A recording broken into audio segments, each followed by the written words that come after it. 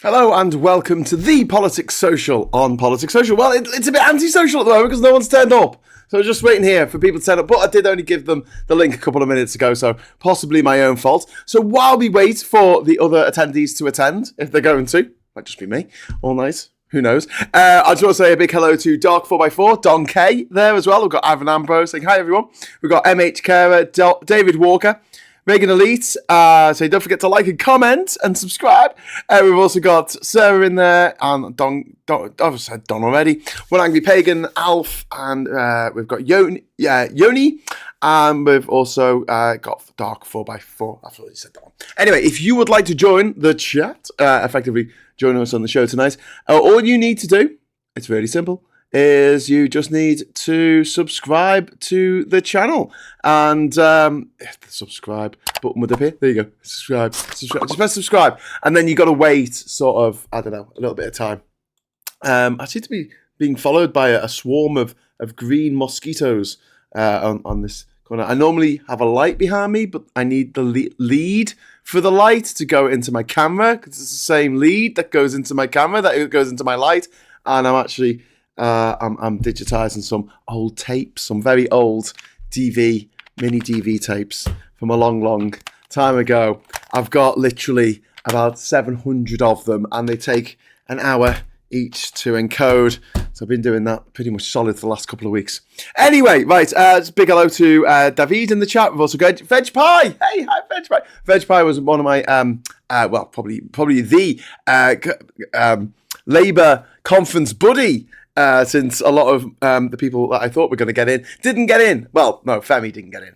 Femi didn't get into the conference, which sucks. It really does. Does Tory Wayne have an invite? Yes, Wayne does have an invite. However, he is, I think he's dealing with small children at the moment, trying to get them to go to bed. So hopefully he'll be along in a little bit. As to anyone else, I could check the WhatsApp group. John says he's stuck on John Morse says he's stuck on a greater... Anglia train, hell on 3G. Wayne says he's going to come along later, I think. But so it might just be me and Wayne. We never know. I don't know about the others.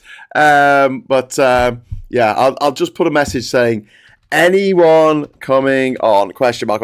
Okay, so the reason why the headline today on this show is to do with Donald Trump is because he had a meeting with Vladimir Zelenskyy, and this is the first meeting he's had since his 2019 impeachment.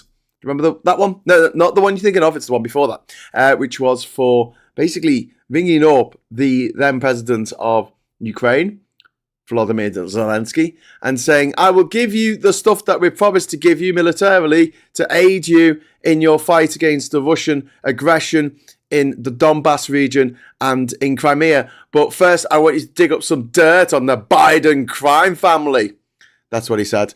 Oh, it's Ollie. Hello, Ollie. How you doing, mate? Hey up. Hey up. Oh, I'm very glad you're here because I was holding the fort on my own there. My own fault. I put the link in really late tonight, didn't I?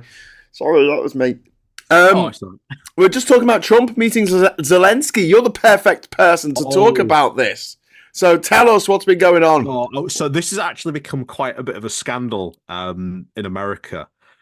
While Zelenskyy was out doing the visiting America, he visited a ammunition factory in, I want to say Pennsylvania. I can't remember, but it's in one of the big sort of swing states. But yeah, obviously the reason why he's visiting this factory is this makes pretty much the vast majority of ammunition that Ukraine are using. So obviously he is going to go and visit there.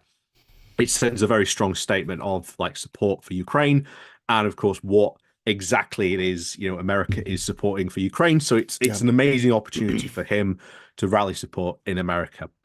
Now, at this same time, the Harris campaign decides they are going to go and do a campaign stop there. And the Republicans, or at least the Republican speaker, has now turned around. Yeah. And he has called now for Zelenskyy to fire the ambassador to Ukraine. Because according to him, that was completely unpartisan. It should have been What? completely. Yeah, Hey, they are trying to. They're but they trying just to. but Starmer just met with Trump yesterday. Didn't meet with Harris. What? Exactly. I'm not following. So Exactly. how is it? Yeah. Oh, okay. This is becoming a weird scandal. So the whole reason that they're using this is they're using this as this was used as like a big campaign moment for like the Harris campaign, and it should have been like bipartisan.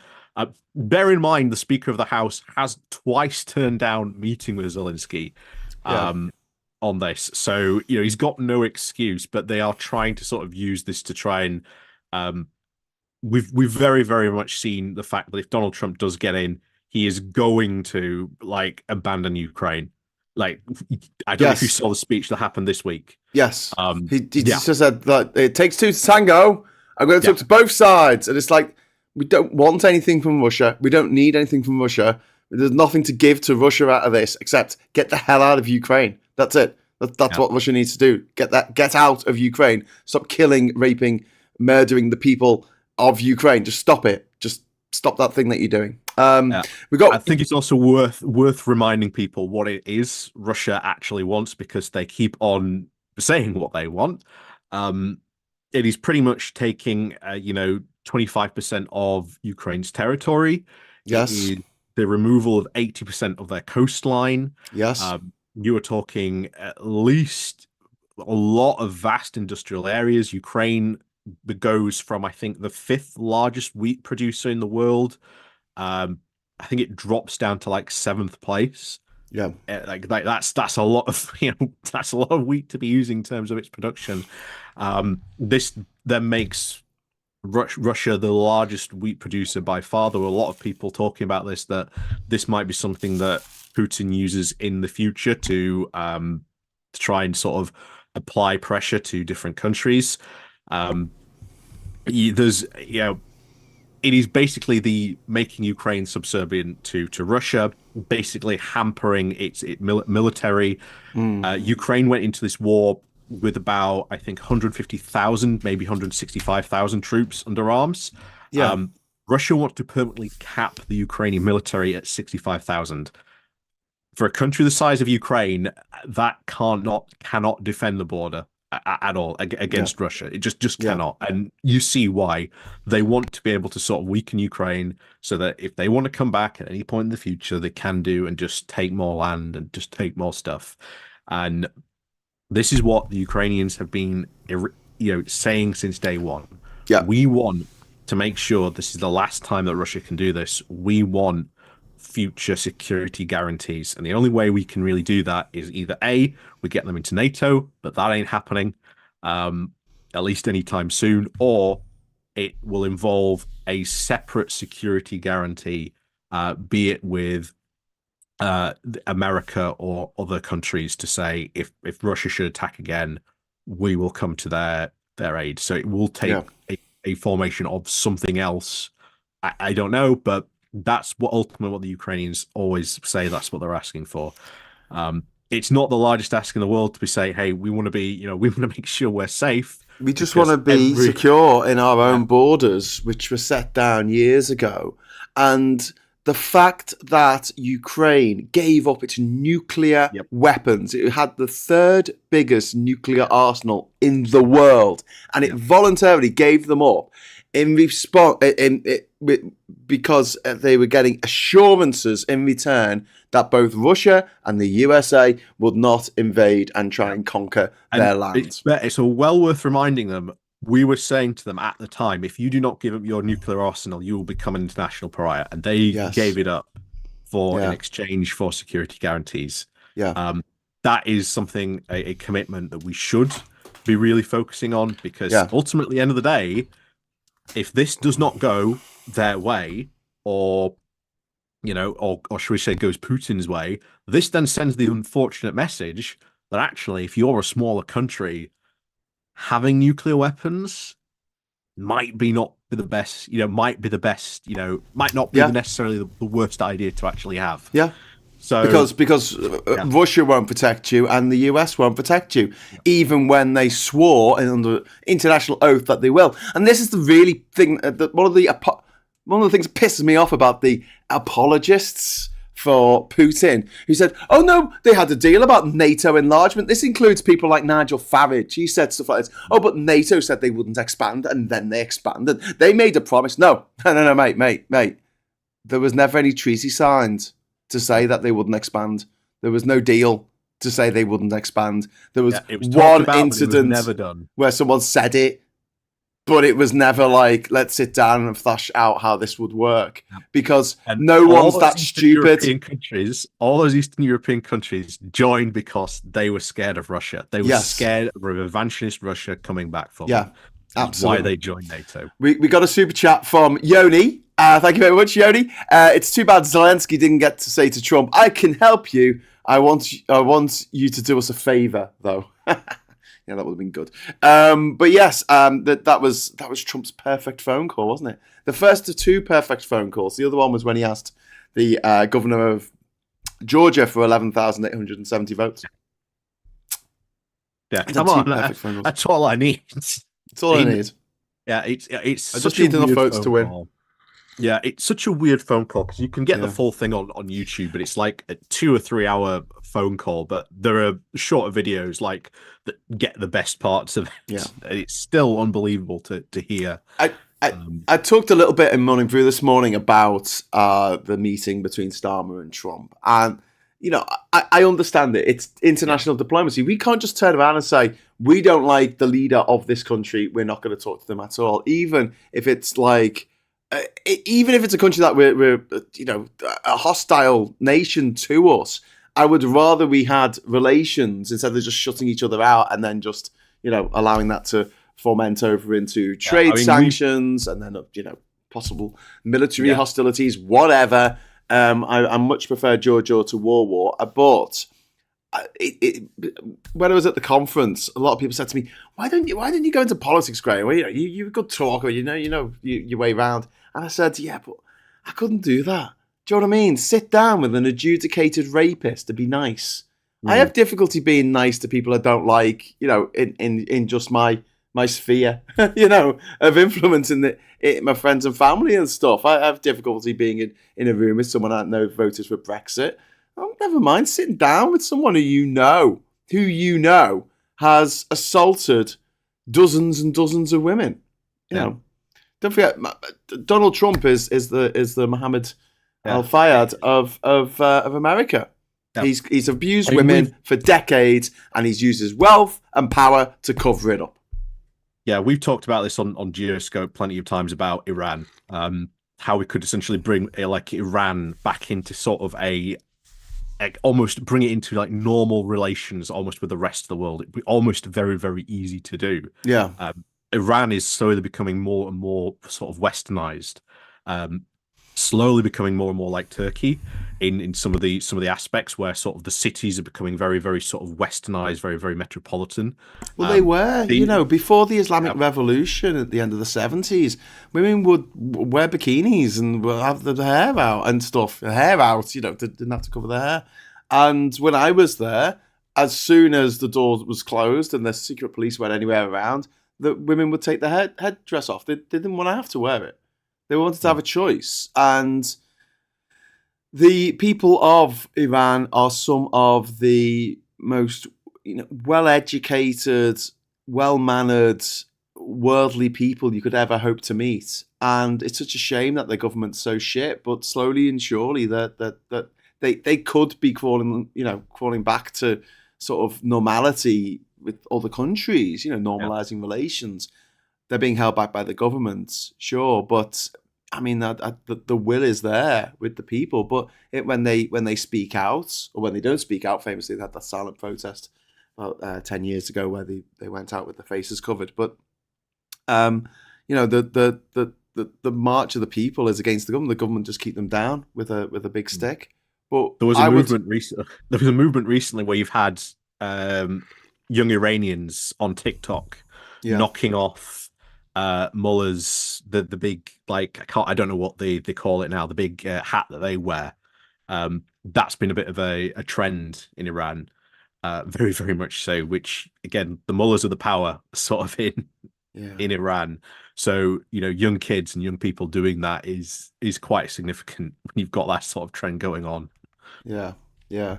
I want. I mean, I would like there to be this sort of international community of people coming together, and I guess in a way, I think that I could talk to someone from a country that was a dictatorship or that didn't give people the same sort of liberties and freedoms that we get here in the UK and Europe and stuff. But I mean, Trump is just. I just couldn't abide him. I couldn't do it.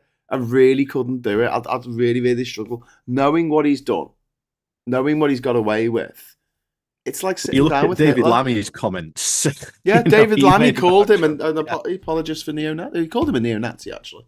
But he is a neo-Nazi. Like, how anyone who is Jewish can vote for him after, first of all, him saying that during the Charlottesville protest in which a woman died, that there were fine people on both sides. So he called neo-Nazis fine people.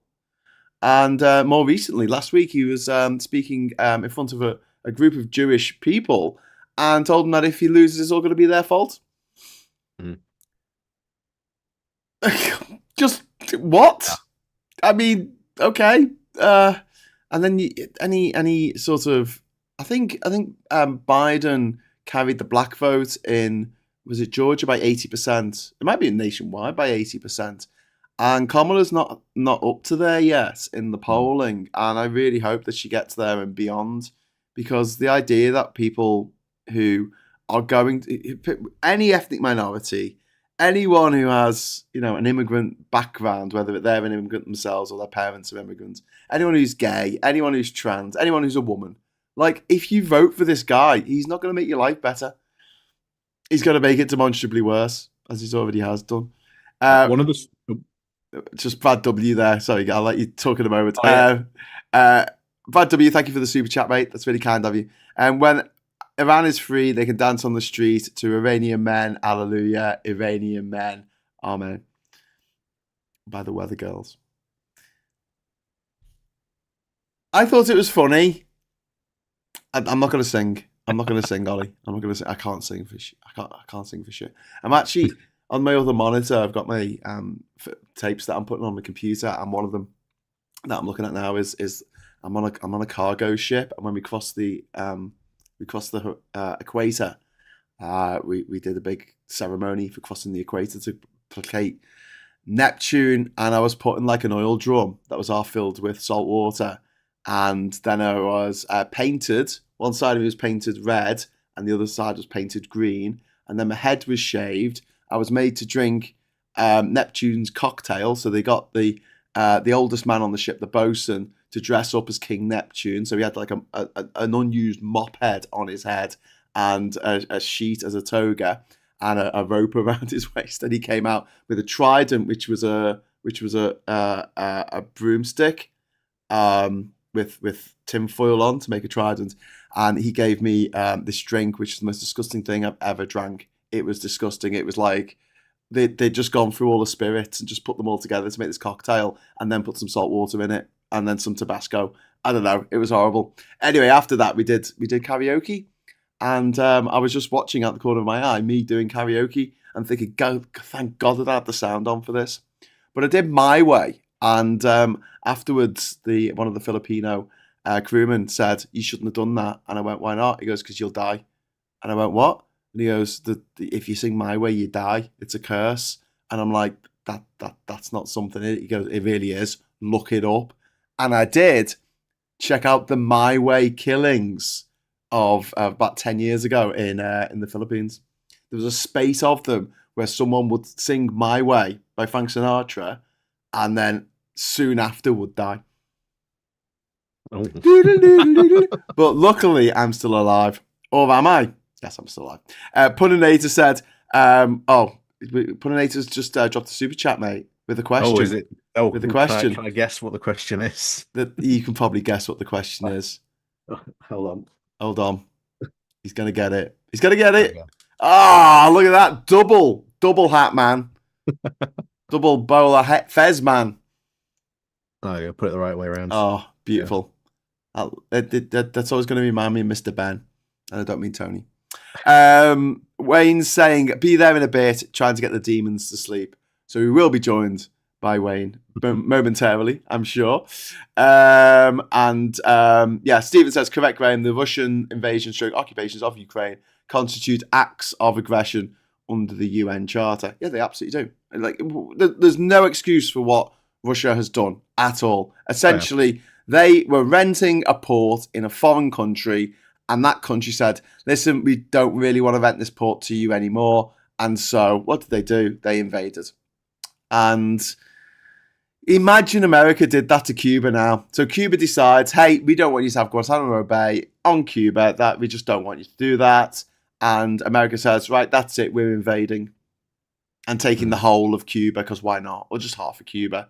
Or if the British decided that they wanted all of Cyprus, we've got a couple of bases there. Why don't we just take the whole island, or at least half of it?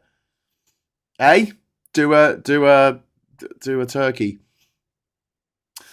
Anyway, so yes, Reagan saying One of the things I was going to sort of bring up was during the election, you almost had Nigel Farage's little kerfuffle he had when he mentioned, as you said earlier, he sort of inclinated, oh well, it's not Putin's fault this war started.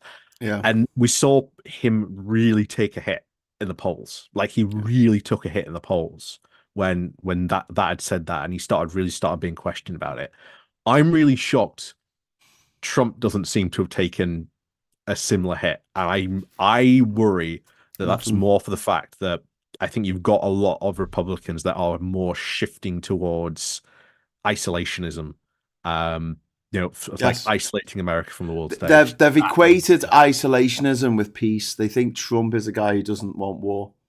Well, he can give a shit about a war as long as it's not happening anywhere near him, and he'll do nothing to stop wars from happening. And as a result, there will be more wars because of Trump. I don't think that the invasion of Ukraine, the full-on invasion of Ukraine, would have happened if Trump hadn't been in from 2016 to 2020. I think it might have happened earlier if it wasn't for the COVID pandemic. And we've got 4x4 saying Phil bet on Biden winning and then Biden dropped out. You covered the debate and thought it wouldn't affect Kamala and then Taylor Swift. Keep supporting Trump. I think they want you to fail. I said that the debate probably wouldn't affect the polls, and it hasn't really. Like, it's still neck and neck. It's still a coin flip between who wins. So, although it might have, I think it benefited Kamala a lot more than it benefited Trump, that debate. But at the end of the day, the people who decided 8 years ago they were going to vote Trump, they're still going to vote Trump. I can't believe it's been 8 years of this. 9 years, actually. Since 2015 when he came down that bloody golden elevator. Damn you, sorry. Simpsons. Yeah. That wasn't true. They didn't predict that bit, but they did predict that he would be president. On the episode where Lisa was an analog of Hillary Clinton. When Angry Pagan says, I met a Cuban the other night. He was very animated. I had a very animated debate with him about Western socialism versus communism. He couldn't see a difference as a self-professed libertarian. That was a bit weird. That's a libertarian coming from Cuba. Well, I think that... libertarians are just weird in general, to be honest. I see a lot of parallels between Western capitalism and communism, like everything being the same. The same restaurants selling the same menus everywhere with hardly any variation. I couldn't think of anything more communist. True, yeah. Everything is slowly becoming the same. Eat your protein pills. And Chris has just dropped a super chat just to remind us about Maggie Smith, who passed away this morning. Says R.I.P. Maggie Smith. Devastated at the news. Yeah, she was a favourite. I mean, she had a fair whack, didn't she? She was 89, I think, when she died. But she was in some fantastic movies. And at least they will live on. At least her name will live on. Ivan, thank you very much for the £5 super chat, my friend. Fingers crossed that Kamala Harris wins. Would she rejoin the US to the International Criminal Court? I don't think so. No. America has been, I mean, since what, the 1950s, I think. I think immediately after the war, America was all gung ho for making the United Nations work in the way that the League of Nations didn't. They also they put on a lot of pressure on Britain, France, even, Belgium, to give up their colonies around the world, which a lot of them got independence in the 50s and 60s. And America was a big factor of that. America pushed the old colonial powers to get the hell out of those countries in return for, Marshall Plan or whatever. But they had their things. But in the last, I think since Reagan, they've been they're sort of like, no one can judge me but Jesus. They don't want to be judged by anyone. So it's more the fact that they don't want American troops to be judged by what they perceive to be a foreign court. Yeah. Yeah, and especially when you look at America, there's a lot of massive hero worship for like soldiers. It is insane. Yeah. Like insane. I had a friend who went over to America. He'd served not even in like the American army, but like the British army. The second like they found out about that, like any Americans were like, they suddenly almost 180 started treating him completely differently. So yeah, there was a big sort of like almost like a culture around that. So that's where it comes from. That's why it's probably not going to happen at any time soon. It would be a good thing to do. It would be great. It would be fantastic. It would lend it more legitimacy. Yeah. And I wish Femi would come on tonight, because I want to continue this conversation that we were having about the list of things that David Lammy decided not to sell to Israel anymore. So there's about 30 things on the list. And Femi wanted to know why he couldn't just stop all of them. And I was like, well, there's a few issues there. First of all, I don't know about the supply chains, and if there's a contract, if there's a deal for billions and billions of pounds, and we renege on that deal, who picks up the tab? I would assume that would be the taxpayer. And Femi said, well, no, because they've broken the law. There's evidence of them using these weapons in genocide according to the ICJ. Which I said, well, America's not part of that. So if we've got a supply chain with America, we're supplying the navigation systems for an aircraft or something that's manufactured in America, and we drop out that supply chain, we could be sued, and the taxpayer will pick up that tab. So there's that, and there's also this other question, and this is the prickly one. Israel's our ally, and Hezbollah, Hamas, and Iran, amongst others, have sworn to the complete annihilation of the state of Israel. Do we really want to leave Israel undefended? Yeah, I mean, we talked about this on Geoscope again a couple of weeks ago. Even if you do end like the weapon supply chain from us, if we stop selling, that's like Israel's less than 1% of weapons they suddenly get. Yeah. This has been one of the constant things a lot of people I think have felt, and I think it comes from a genuine sense of like powerlessness. I think a lot of people feel. I mean, it'd be great if we could do more to stop the slaughter in Gaza. It would be fantastic, but I think because there were a lot of people going around going, oh my god, if we have a vote in Parliament, that'll stop Israel. That'll stop them. It's like, well, no, we had that vote and it didn't work. Yeah. Well, it was when Labour in opposition. When Labour, a lot of international pressure to do it. America, they're not listening to America. They're not listening to America. They're not going to listen to the leader of the opposition in this country. Like I say, remember, it's General Assembly Week at the UN. So very, very likely we'll see probably a lot of pressure from a lot of countries this week. Would not surprise me. Netanyahu just addressed the UN this afternoon, didn't he? But it's heartbreaking what's happening there, and Netanyahu doing all this to stay out of jail. Exactly, he's doing a Trump. Yep. Actually, this is nothing new. It's not like Netanyahu and Trump discovered this new wacky way of avoiding justice. It's just to stay in power forever. It's what Idi Amin did until he ran away to Saudi Arabia. It's what Mugabe did. Mugabe knew that once he wasn't president anymore, he would be put on trial and one of the reasons why it took. Remember, he was going to stand down, and then there was like a few more days where he didn't actually stand down. That was the negotiation because he said, "I'm not going to go to jail for all the crimes I've committed." And it wasn't just about white farmers who he ran off the land and murdered or had his thugs murder. There was a thing in the I think it was the early 2000s, where he instituted a declaration that in Harare, the capital, all the homeless people had to be driven from the city by force if necessary, and many of them died. This was not white farmers who, they felt there was some kind of land distribution that needed to be done. And he took Zimbabwe from being the breadbasket of Southern Africa to being the basket case of Southern Africa, one man. And unfortunately, he lived until his 90s, Ollie. Like, I think he was 93 before he carked it. And that wasn't long after he'd been deposed as president. I don't know what the situation is there on the ground in Zimbabwe at the moment, but I do know that a lot of these leaders will cling on to power, Saddam Hussein, Colonel Gaddafi, as long as they can, because we have a really stupid rule on this planet, which is that you can only be charged for crimes that you've committed while president after you stop being president, which is what happened to Slobodan Milosevic, the leader of Serbia, and before then Yugoslavia, who had his troops commit some really quite horrific war crimes. The worst war crimes were seen in Europe since World War II.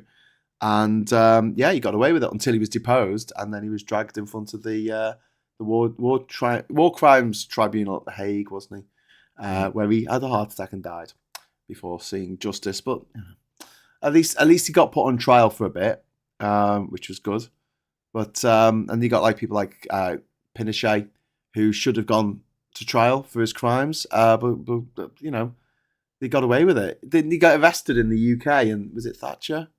Said, she wrote this thing. She wasn't even prime minister at the time. Saying, he needs to be let go. You need to let him go. He's a wonderful man. It's not. They had a reign of terror over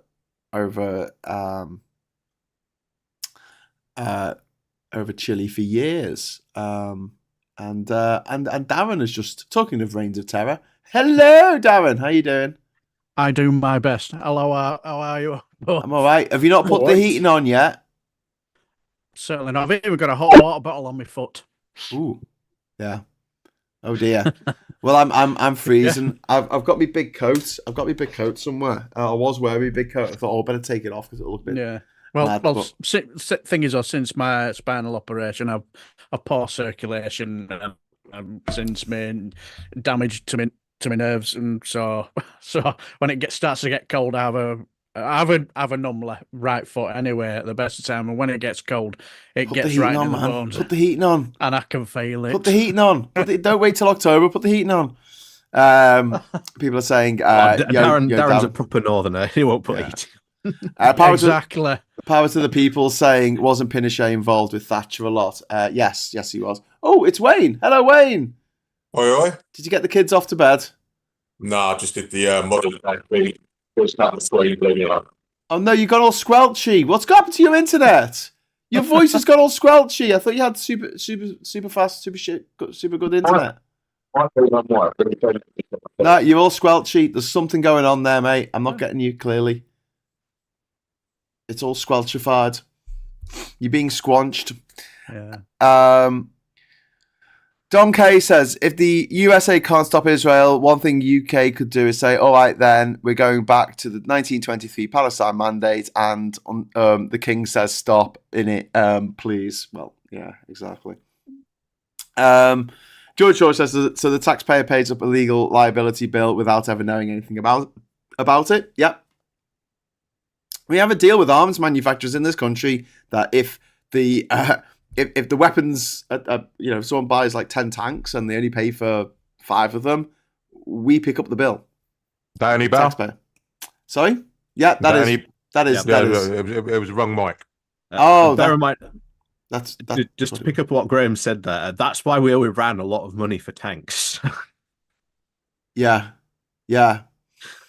But I mean, it's one of them, isn't it? Where it's like the only industry that the Tory government was ever interested in protecting. It wasn't steel, it wasn't manufacturing, except manufacturing weapons. It was the arms industry. It's the only one that's interested in propping up. And for years, we sold landmines to Indonesia when they were having a war, invading East Timor. And you got to understand, like, Indonesia was Dutch, and the East Timor was Portuguese, and so they spoke different languages. They have different cultures, and East Timor is Christian, Catholic, and the rest of Indonesia, Jakarta and Sumatra, are Muslim countries. Is a Muslim country, I should say. Although Bali is Hindu and Flores is Christian, so each and West Papua is West Papuan. But yeah, ostensibly, Indonesia is a Muslim country, and so they speak a different language, have a different religion, and they invaded in 1975. I do love how all religions sort of like spout they're all peaceful and we want love for everyone, love thy neighbour and all that. Except for them ones. All wrong uns. Yeah. George, thank you very much for the super chat. So the taxpayer picks up a legal liability bill without ever knowing anything about it. Thanks. Did I just read that one? Have I just read that one already? Or did I just read it in my head? I don't know. Anyway, thank you, George, for that. The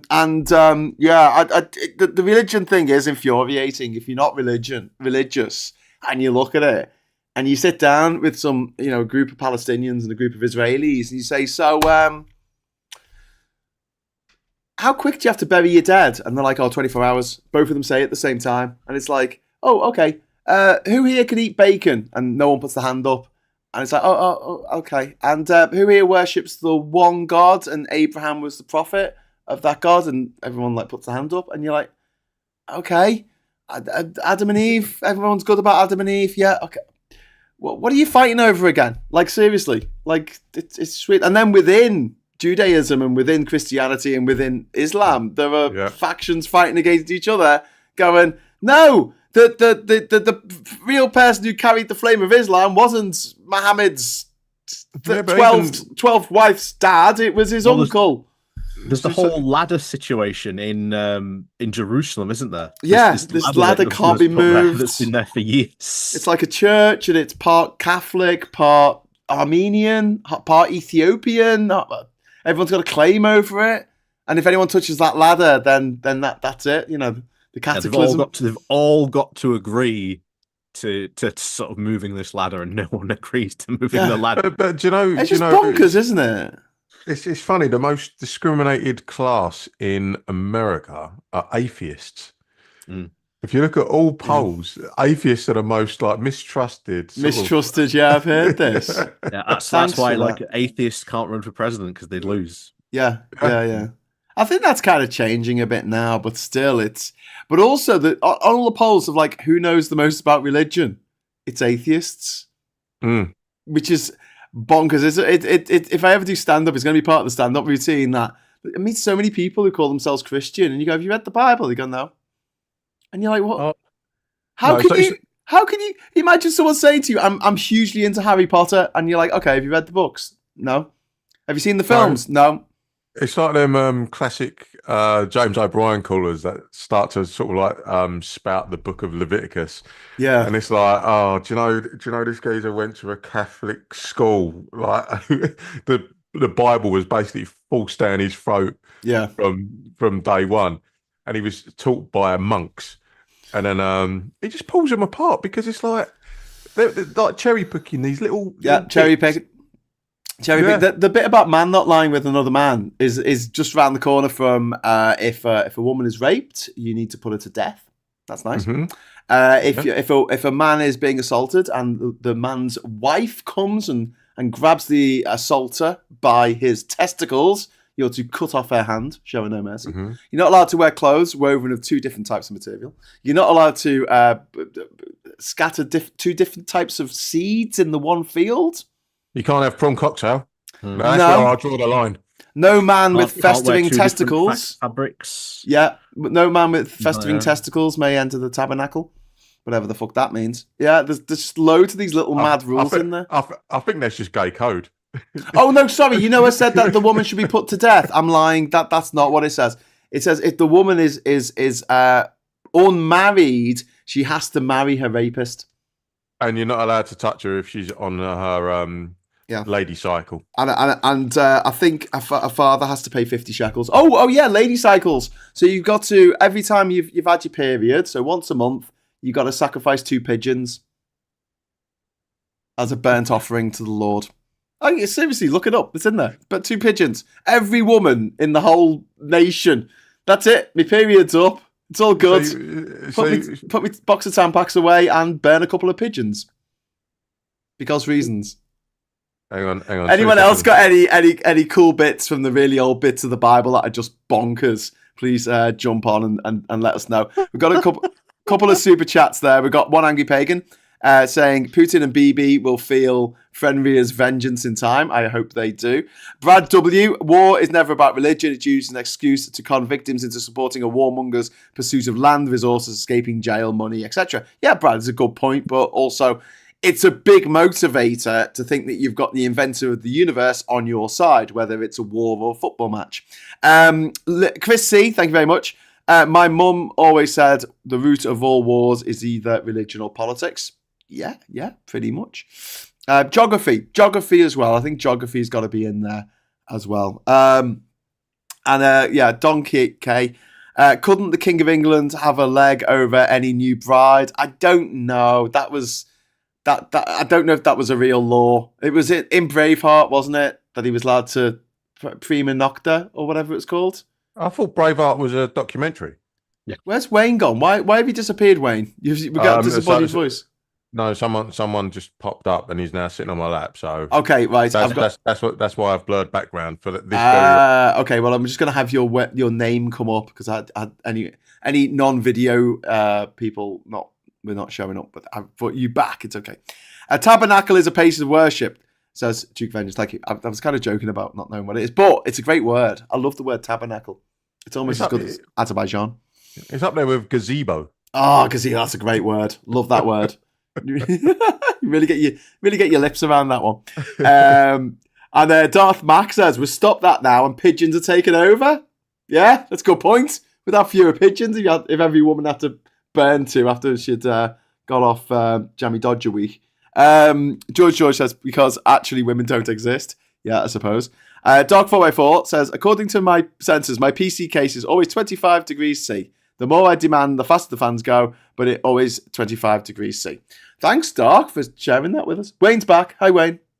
Hello. The small person is back there in the blurry abyss. Okay, excellent. So I have a question. Did you hear about Starmer having to meet up with Donald Trump this week and have a sit-down meeting for 2 hours with that orange clown? Wayne, here's my question. Could you do it?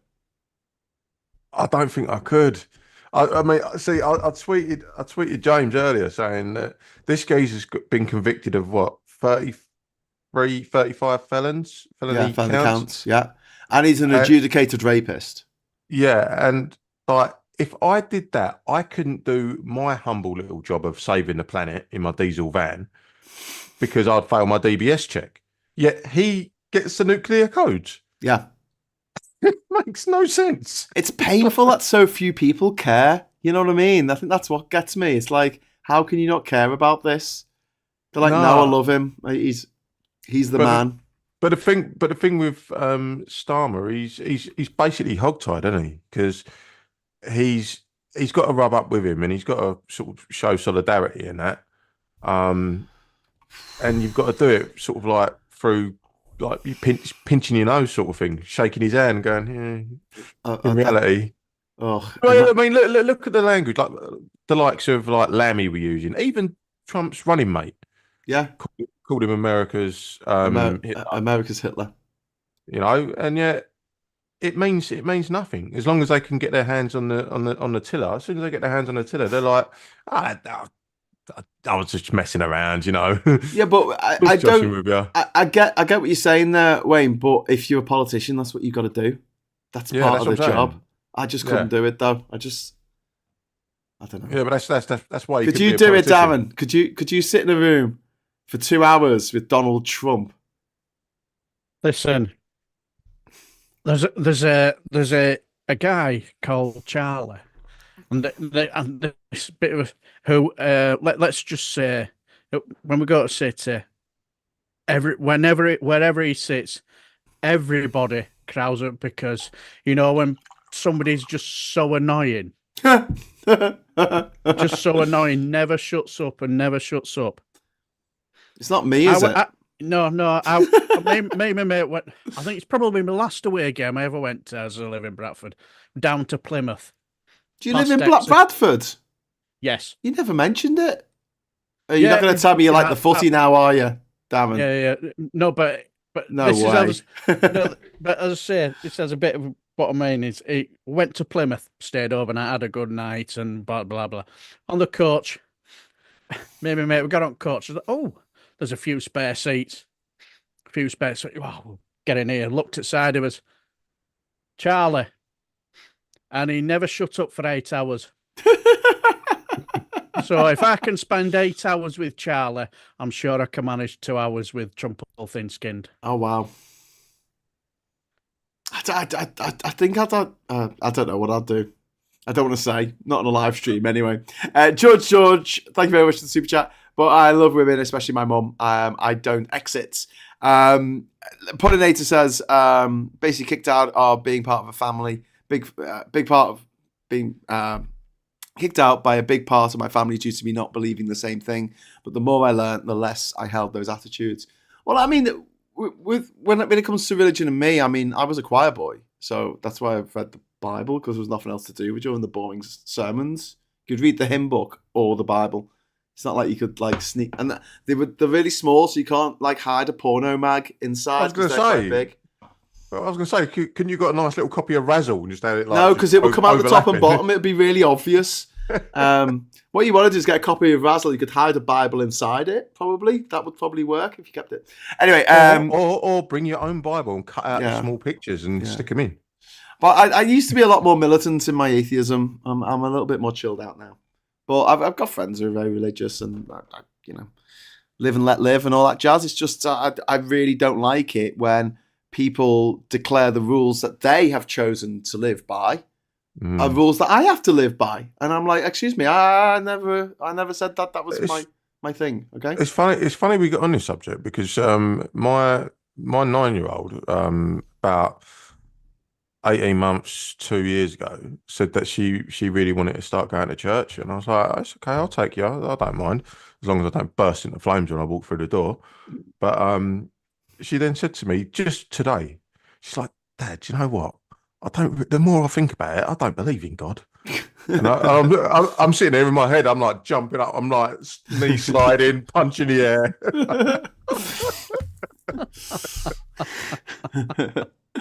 The thing is, I mean, it's difficult, I think, for people who have grown up and it's all they know and it's just normal for them. And I think when you have religion in your life, there can be some really good parts of it, which is it gives you hope, and also it can build a sense of community that the rest of us don't have, because the rest of us don't go to a building every week and see our friends and neighbours in the building, unless it's a pub. And then that's problematic because it's dead expensive to go to the pub these days. It's like £5.50 for a bottle of beer in the Jacaranda now in Liverpool. £5.50 for a bottle of beer. So I've always... 15 years ago, it was £1. It's gone up 550% during the Tory rule of error. I don't understand why people buy bottles of beer anyway. Because it's like 330 centilitres and you pay more for it, or you can get a pint for the same amount. I can't drink a pint fast enough. I always feel really bloated after a pint. By the time I get to about 2/3 of it gone, the last third is always like room temperature and therefore disgusting.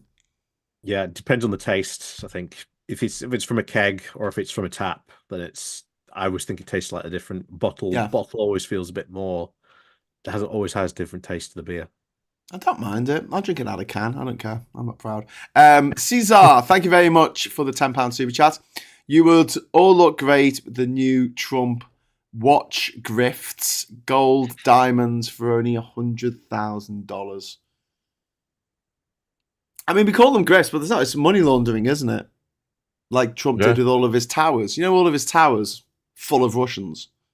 Basically, he doesn't have to ask where you're from when you get when you buy one of his overpriced apartments. So if you want to launder your money, if you're a Russian and you want to launder your money, buy loads of Trump shit, Trump shit apartments, and then sell them years later. Doesn't matter what you sell them for, and you've successfully laundered your money. Yeah, And Trump's sitting there going, great. That's why you see all these empty flats in central London. How did that happen? Yeah. Strange that. Did you? Oh yeah. Did you all see the story I posted earlier this week? Which one? It's not landlords that are the It's the renters. It's the renters are the real villains. The renters are the bad guys. Oh my god. Sorry. Am I the baddie? So go on. Sorry, Ollie, do you want to tell us more about this article? So this is just an opinion piece, or was it? Yeah, the reporting from a think tank. This is the weird thing. It's by the guy who writes for like the money section in the Tory graph, and his whole argument is, I'm literally at the moment I've been booted out of my house, and I'm now going to go on this hunt for new premises, but I can't live by myself because it's too expensive. Gee, I wonder why it's too expensive. And then he complains about like his roommates, but it's like technically he's not the landlord. He's doing it's subletting in any case, which in a lot of places, I think in a vast amount of London, it's illegal. In many places to do subletting, the whole like room share, couch surfing like thing. I think can't remember what app it was now that he was referring to. That's it. But yeah, he complains about all this. It's like, well, hold on a second. The reason why you should be annoyed, not like the renters, it's the landlords that are doing this. And we've talked about on this show before. There was the streets of like shops and empty houses. If the landlords lowered their rent on these properties, and businesses could move in, they would in a heartbeat. Yeah. But if they did that, they'd then have to admit that their property isn't as expensive as they initially, have been saying all this time. So they would lose all this money. So there's a lot of stuff to really tackle when it comes to landlords. A lot of stuff. Yes. I think we need to make. I want to get a cap, and it says "Make landlords scum again." Sorry to anyone out there watching this who's a landlord. Not you, obviously. Just all the others who bought properties to let because they think that other people should work and use that money to pay for their mortgage. This guy sounds like a self-hating renter. Yeah, he was. It was the most a porch renter. Yeah, he literally used the. The funny thing is, he actually said in the article, Uncle Renter, without a word of a doubt, he said, but landlords have to stop with this trigger happy rent rising, and I'm like, oh my god, there's your problem. No, but I don't understand. Ollie, can you just explain, but why was it the renters' fault that the rents were so high? Because they were paying it. Yeah, so it's to do with this whole what he was describing as this whole share thing. I'm trying Spare Room. That's it. That's the app he was using. Spare Room. So it'd go on Spare Room, and all the renters would be having like these really high opinions, like must be able to like withstand blokey banter. Oh Jesus.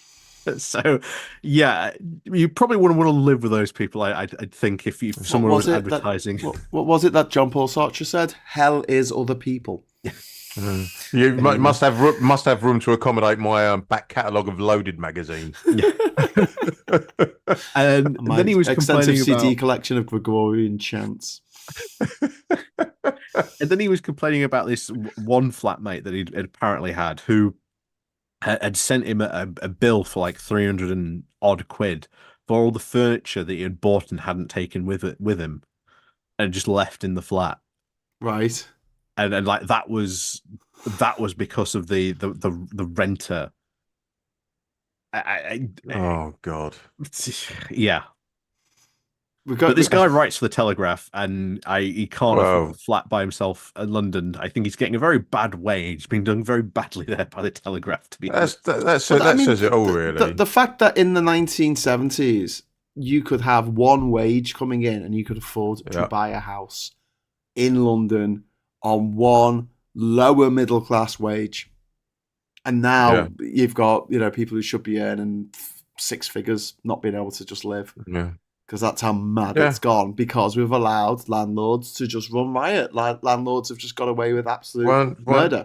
It's not only landlords. It was the economic split in the 70s, mid 70s, where inflation used to run parallel with wage increases. Yeah, and then all of a sudden it just started going.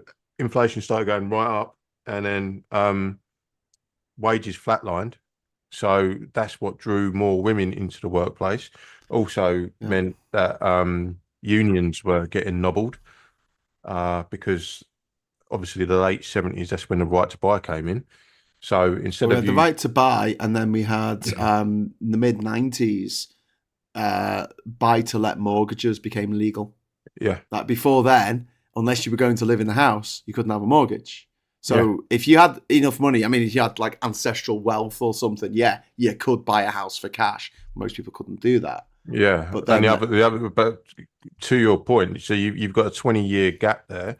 So all the people that took advantage of the right to buy could then borrow against their right to buy a house and get a buy to let, and that one pay off the existing debt on the mortgage from the original house. And then they've got two assets, and then they sell them both and go and live rent-free and or mortgage-free and buy a place on the Costa Brava as well. Yeah. And then get someone else to pay your mortgage. That's the way you've got to describe it whenever you talk about buy-to-let landlords. You got someone else to work their fucking arse off for 35 hours a week, and then you used half of the money that they earn for their labour, their genius, their work, and you use that money to buy your second house. I'm sorry, but you can twist it however you want and try and pretend that it's a moral thing to do, but it's not. It's really grubby. And if we take a step back and go, actually, why are we doing this again? At least if you buy something, you buy some clothes. Do you know what I mean? They're yours. You do with them what you want. But this is buying someone else's clothes, buying someone else's toothpaste, buying someone else's. And it's like, why would you do that? Well, this is what I really like about James's little thought experiment. What happens when I want to retire? Not that I'm gonna, because they just keep kicking the retirement age down the road. But I'm private renting. I'm 43 years old. There's no way I'm going to get a mortgage. I can prove that I can service a mortgage because I have been doing that for the last 20 years in the same place, which means nothing to any mortgage company. That would be a good law for Labour to bring in, to say that banks have to take good renters into consideration. And they have put the renters reform bill in, which again, a good start. It's a good start for 10, but I think it can go even further, and I think hopefully they will go further on that, because definitely rent control, and there's a whole host of stuff they could bring in then. And I think that's why you've seen a lot of like landlord organizations really push back. Well, they've pushed back. Well, if Labour bring in this, we're going to have to raise our rents. Labour should immediately fight back and go, well, okay, if you're going to do that, we're going to bring in rent control. Well, the other thing is, if all these landlords are saying, well, we're going to have to sell up, brilliant. Yeah. Oh no, how sad! You're going to have to lose your third. Flood the market. Flood the market with stock, and then the prices come down. Yeah. Maybe they can go join and also, Mullins. Like, if they have to sell their homes, they're going to get hundreds of thousands of pounds for it. It's not like they're going to walk away with nothing. Lose the shirts off their backs. The average house price in the UK is something like £270,000 now. Like, and the thing is, my heart bleeds. Oh no! All these places, all these banks that are going to be sitting on these massive assets that are going to be depreciating the more and more stock comes online. they're going to have to lower the prices because they're not going to want to hold on to it. They're not going to want to maintain it. They're not going to want to sort of like, whore it out. But there were layers upon layers. So you had right to buy. You had this change to the rules about being able to get a mortgage. Also, until fairly recently, if you trashed your own home, you only had to pay half council tax. So if you were a rich Londoner, you'd come up to Liverpool, buy a terrace house in Dingle for like 50 quid, and then you could rip all the pipes out of it and all the electrics and put those steel, board it up with steel in the windows and put a big big metal door on it with a big padlock on it, and you only had to pay half council tax. So all houses in that street devalue because of what you've done to that one house. And you get bonuses for it. And they sat on these houses for years and years and years and then sold them for twice as much as they paid for them. Yeah. Was it Robbie Fowler who bought a street for £1 or something like that? Yeah. There was a scheme in Liverpool where you could buy a house for £1, but you had to live in the house. You need to get someone on from like one of the shelter or the renters rights groups on at some point, Graham, because they do some fantastic work. I've got a friend who works for shelter. Actually, I'm going to make a note of that. Because definitely get them on because there's so much stuff that goes on and like could be done. And it is one of those, because I know you do the what could we do now sort of things. I think it would be a good episode to have in the future because it's definitely something that needs talking about. It's whenever I do a video, I only get like 100 or so views on it, and I'm like, what probably one of the most important issues we've got of our time, but no one watches them. No one watches videos about the housing crisis. Right, okay. Well, this will shock you. There are nearly 700,000 homes in England that are unfurnished and standing empty. 700,000. Yep. My word. And some of them will cost a lot to get up to standard for human habitation, but a lot of them won't. A lot of them pay new carpets. But you pay 10 grand and you'd have a habitable house. The government are quite happy to do compulsory purchases when it comes to things like HS2. Yeah, we're buying your ass, or third runway at Heathrow. Yeah, we'll buy your ass. Jog on. But this is what council should be given. Yeah. I think this should be absolute power they should be given.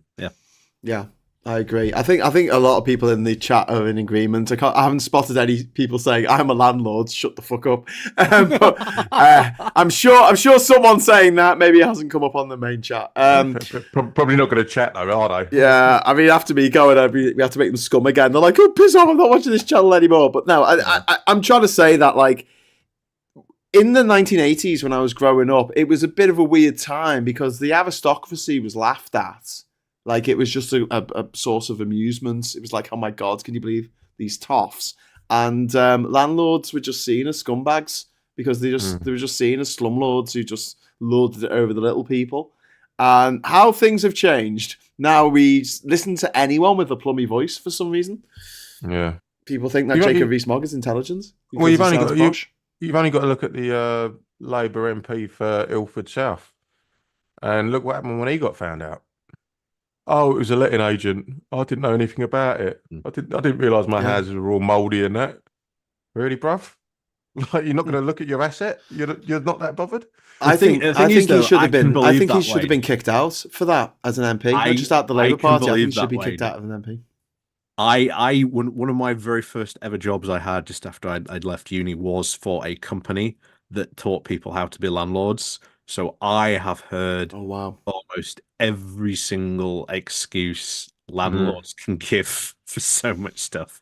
And I'll tell you this now, I can believe that because one of the biggest things they used to preach at that company was like being a landlord is the fastest way to be independently wealthy for financial freedom. That when you become a landlord, that's the mindset. It's not anything else. You've got to have like the mindset to do this. And honestly, I have heard so much stuff from that over the years. So I am very, very aware of what they say. If you own property and they are not fit for human habitation, you are putting human lives at risk. So 100%. You know what? You did that, and I don't see that as any difference to someone dangling a baby off a cliff.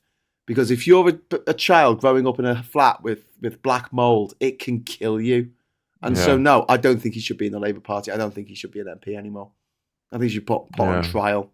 I think a lot of these landlords should be put on trial for endangering human life. The other thing is, a lot of it is down to overcrowding as well, because a lot of the HMOs, HMOs, you've got like, say you've got 3 people in a room in a 3-bedroom house.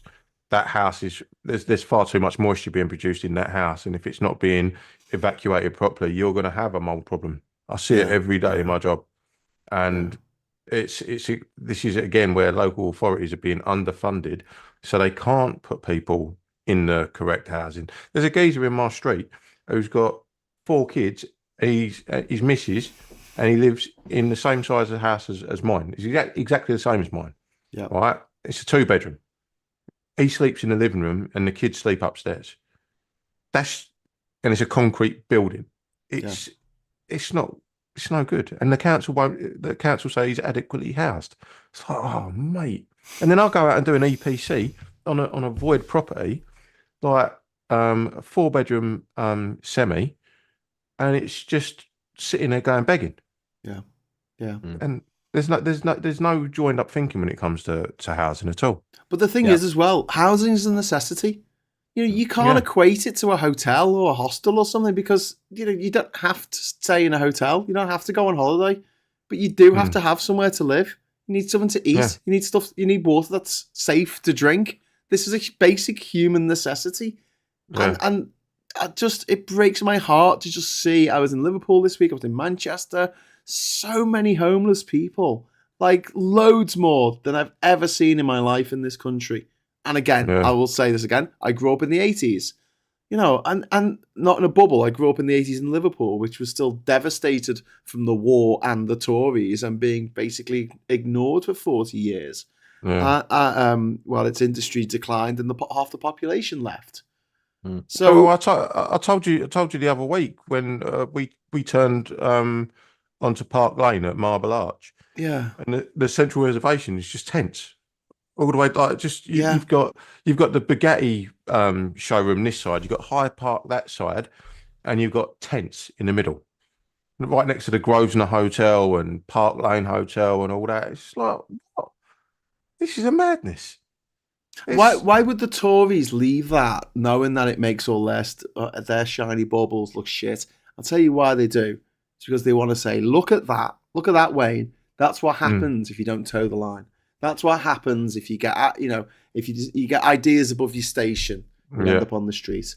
Don't try a new skill. Don't go for, try to set up a business for yourself. Don't do any of those things. They are reserved for the neo-aristocrats, the Nigel Farages and Boris Johnsons of the world. And do you know what? Do you know what I turn around and say? 9 to 5 for the rest of your life. I turn around and look at the branding on the tent. Oh, how's he afforded this tent? Yeah, they do. Oh, do you remember the story he's got a phone. He's got a phone. Look at him. He's got a phone. You can't be homeless with a phone. Yeah. Do you remember the story? I think it was a couple of years ago from Nottingham. That was always the weird one for me. So the Nottingham City Council at the time came up with, we are going to have an actual, like, if you want to be a landlord in Nottingham, these are like the rules you have to follow. Yeah. And it was like, basic stuff you had to follow. If you didn't follow that, you'd lose your license. You'd have to stop being a landlord. The first thing that happened immediately is all the local Conservatives on the like Nottingham Council rallied against it. You cannot do this. This is just too expensive. It will put landlords in a terrible situation. If landlords don't exist, where are people going to live? And honestly, go back. I think it is like a couple of years ago. I think it's like 2018, 2017. I think it was. Yeah. In the what's the local paper in Nottingham now? Nottingham Gazette, and look for like some of the local councils like trying to like defend their side, saying this whole like renters' right charter can't happen. Yeah, their excuses are horrifying and somewhat bizarre. But yeah, it's But it's the thing. it seems to be the people with money always just want to protect the people with money. Yeah, they want more money. They want more money. They want more. There's no such thing as enough. Yeah. And again, to circle back to the winter fuel payment, the people that are ringing up radio stations complaining about the winter fuel payment, they're normally sort of like over 50 and got an house, you know? Yeah. And it's like, oh, well, what am I supposed to do? I can't, my mum can't afford this, she can't afford that, but she lives in a £1 million house. All right, with 4 bedrooms, and she's rattling around there on her own. Oh, but she's worked all her life for that, and it's a family home and all that. Okay, well, she's sitting on £1 million, bruv. Yeah. Well, I You mean, know what I mean? I hear a lot of people saying, "Oh, well, I like my house, so I don't want to leave it." And I'm like, well, I'm sure that people who live on the street don't want to live on the street, but it's just one of those things. Downsize, it's fine. Downsize and turn it into a HMO. Yeah, exactly. Chris C says access to housing should be a human right, and I completely agree with that. Thank you very much for the super chat. Also, I mean, your renters are doing you a favor, right? If you own a property and you leave it derelict, if there is a leaky tap, your whole house could be flooded, and you wouldn't know for several weeks until you actually went to visit your property, and you went, "Oh shit, this tap's been on for a month, and everything's ruined, and now it's going to cost me £50,000 to put this right." If there's any kind of damp problems, Wayne, someone to open the windows every day who lives in the house to do that, someone who's stopping the things in the house being stolen by burglars, by being in the house, being almost like what you would call a night watchman or woman, I guess, or just being a security guard. We pay security guards in museums, don't we? We don't just say, "Oh well, you've got somewhere to stand for 8 hours a day, so really you should pay me for the privilege of just standing there in that museum guarding all those priceless artifacts." Or be like me, a proper curtain switcher that knows the engine tones of every single one of my neighbours.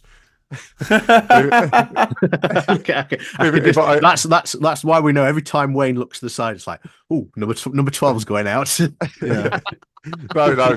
To be fair, Florence is on the sofa behind us, making sure she's sitting there watching her sister's phone, and yeah. But my point is, if you take a step back, it is absolutely bonkers. If there's no one living in your house will depreciate usually. I mean, I know sometimes it doesn't, but like the value of your house will go down because there's no one looking after the place. And it only takes one thing to go wrong in the house when nobody's there. If burglars smash down the door to break things, and then a dog and a cat decide they're going to live in there, and some rats, and destroy everything, and all this, and the person living in your house is stopping that from happening. They are not just giving you half of their fucking wages each week. They're also making sure that your house is worth more once you've paid off the mortgage and you come to sell it. And yet we take money off them. No, we should either let them live there for free, or we should give them money for living in that house and making sure that it doesn't burn down. You wouldn't believe how many empty houses there are down like Hampstead Heath, right? But they've got massive gates on, and they've got like this big sort of like hoarding on saying so and so security, like safeguard security and all that. But it's like there's like moss growing out the roof and ivy all over the walls, and the windows are all smashed. And you think that's like a £4 or £5 million house. Yeah, yeah. You just leaving it there just to to launder money. Pretty much.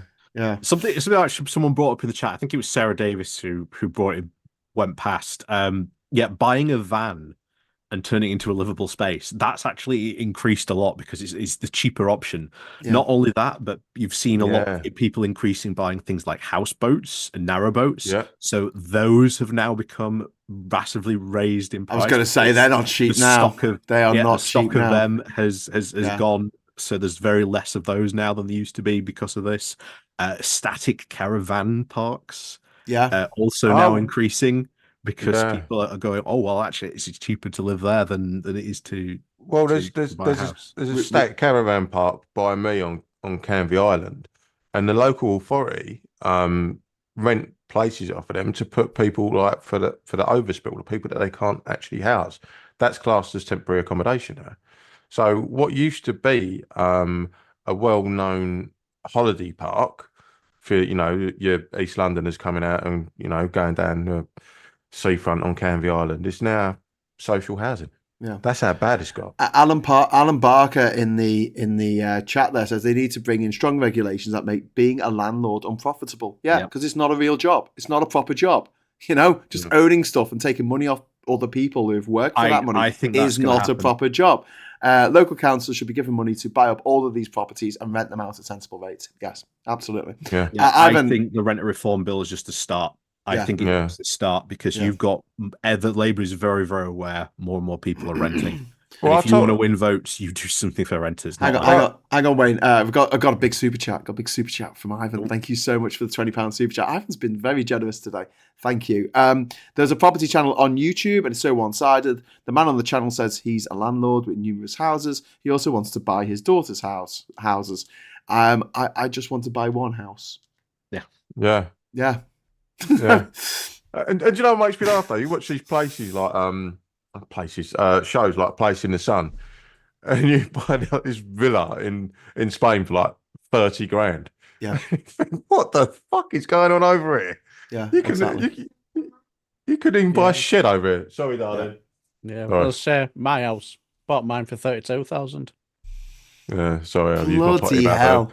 Got chastised by the I could have bought that on my credit cards. Yeah, 32,000 in 90s. Bought mine at the right time. Jesus. Yeah. Well, I'm lucky in a way because I won an island. I might have mentioned it. But have you? Maybe you should write a book about Hang on a minute. How many migrants have you housed? Well, actually, we've had some Venezuelans come through. But the guy who lives on my island, I pay him to live there because it's in my interest to have someone on the island all the time. He lives there with his wife and his 2 kids. And, you know, that's the arrangement. I pay him a set amount each month. And in return, he you know, looks after the place and doesn't make sure no one takes it over and, you know, decides that it's theirs or does what happened before me and Marcus went last time where a bunch of locals turned up. And when I say they stole the kitchen sink, I mean, they literally stole the kitchen sink, and the fridge and the toilet. And that's right. The floorboards. They stole the floorboards, Wayne. We had to put the floorboards back. It's right. Your man's over there making up a nice little crop. You know what I mean? But yeah, Wayne, if you want to come over, mate, I'm going over in November. You want to come over for a couple of weeks? No, that might be.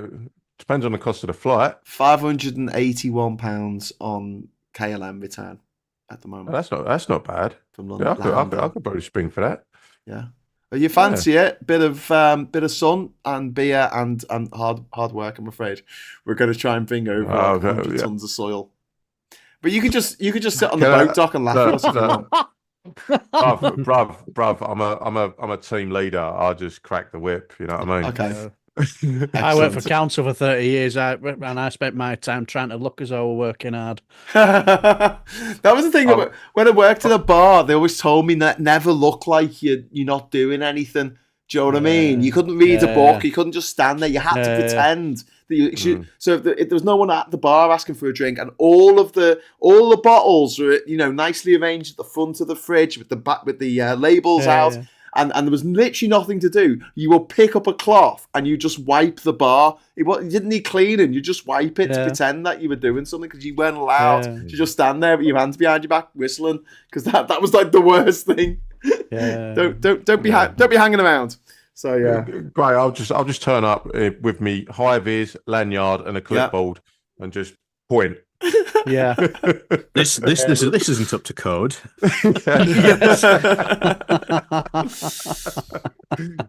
You boy, what's your name? Yes. Ernie Byrne says landlords also get housing benefits through their renters, so it's a direct government funding. Yeah, subsidies. So if you are on benefits and you pay rent out your benefits, the taxpayer is paying for some rich bastards' third mortgage on their mortgage on the third home. It's the same principle as tax credits.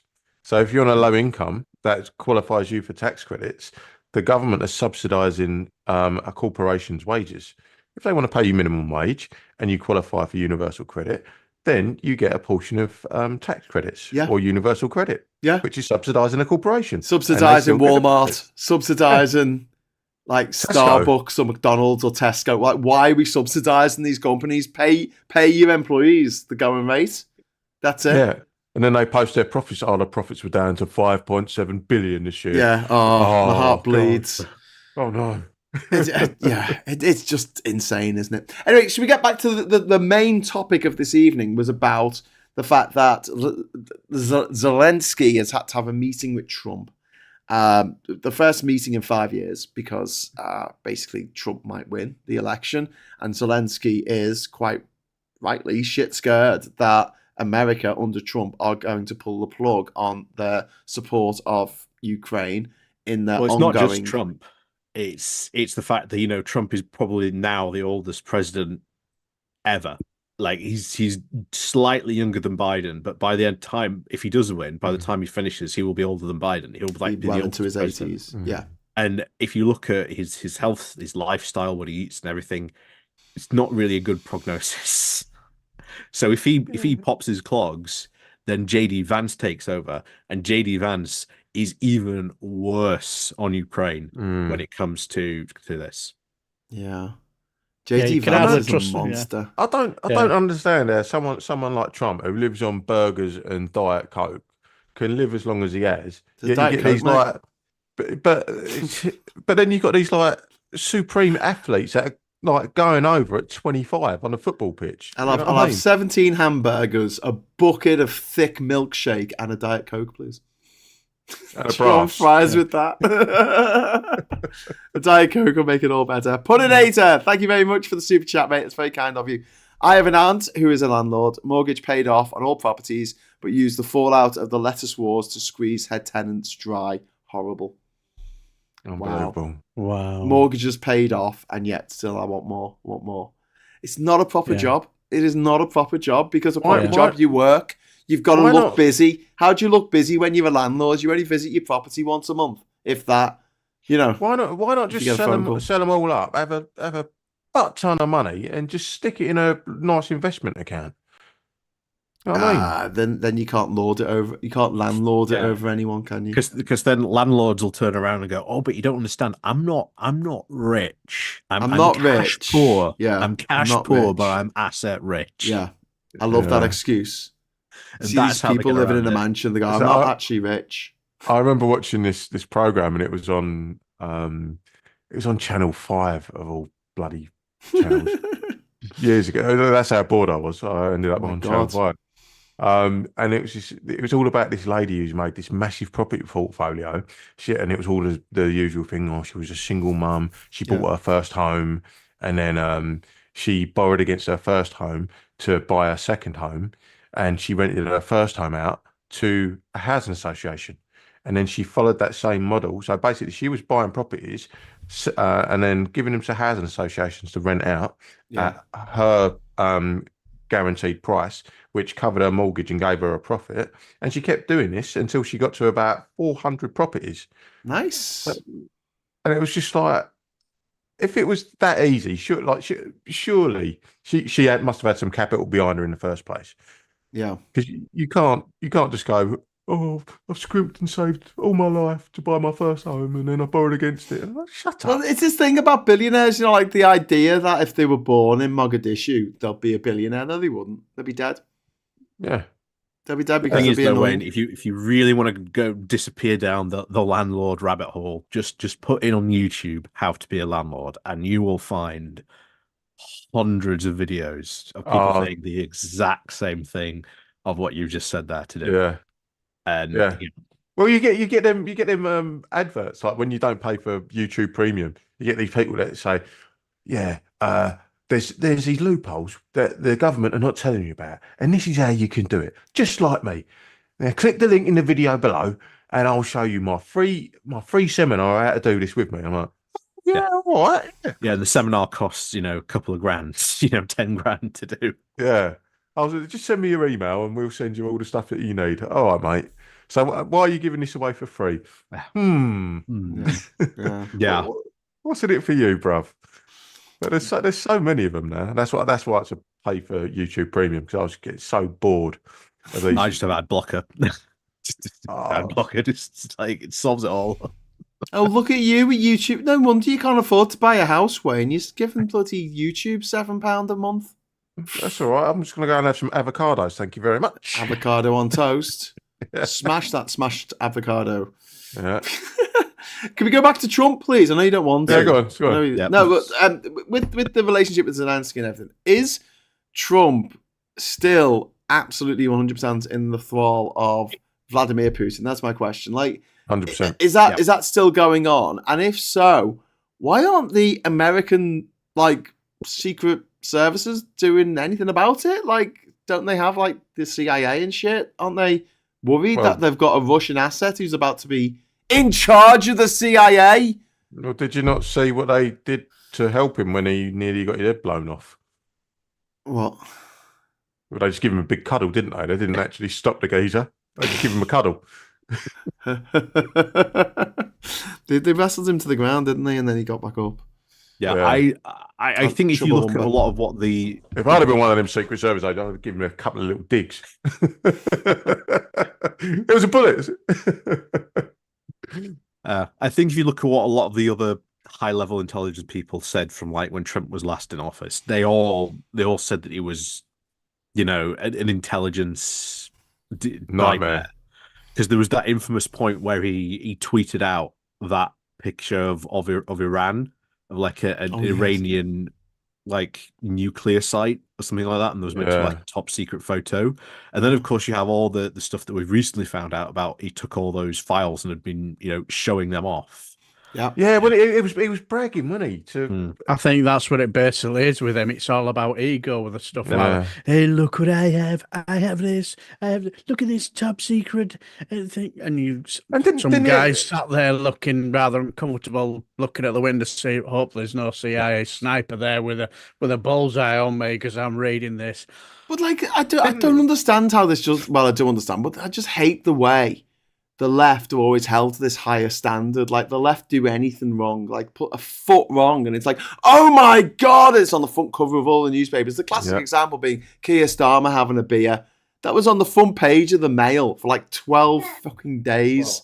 That is just insane. And at the same time, they had the story about the publication of the Sue Gray report saying that they had all these parties at number 10. And what did the Daily Mail say? Is that it? Yeah.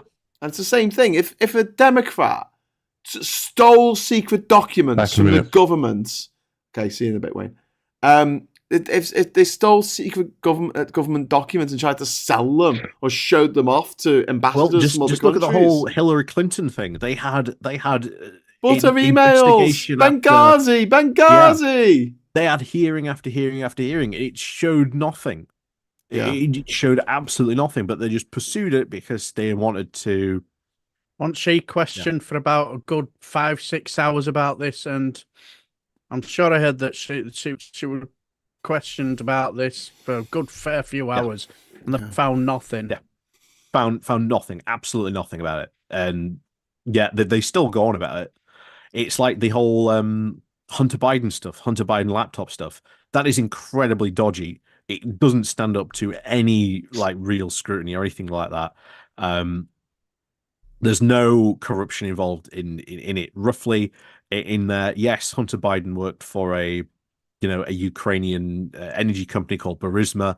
Did he get it through nepotism? Absolutely. But how many other Republicans have kids or have gotten people jobs through that similar way? Yeah. I'm willing to bet it's a fair few. And yet he turned up to one of the hearings.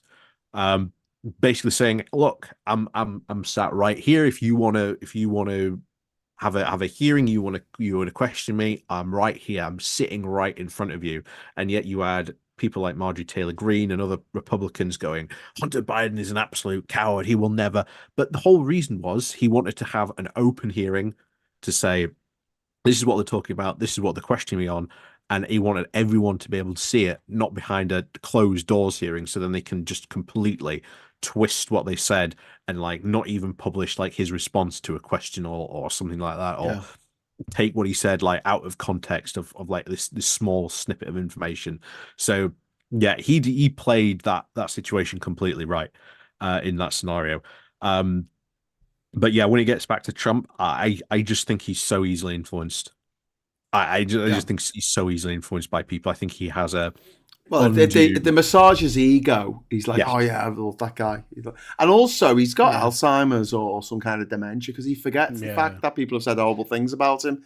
I.e., he met with David Lammy. I reckon he had no idea that David Lammy called him a neo-Nazi.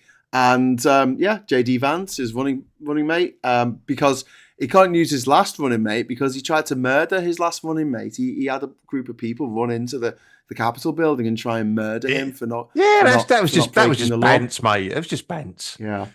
George says, "Am I hidden? No, George, we can see you.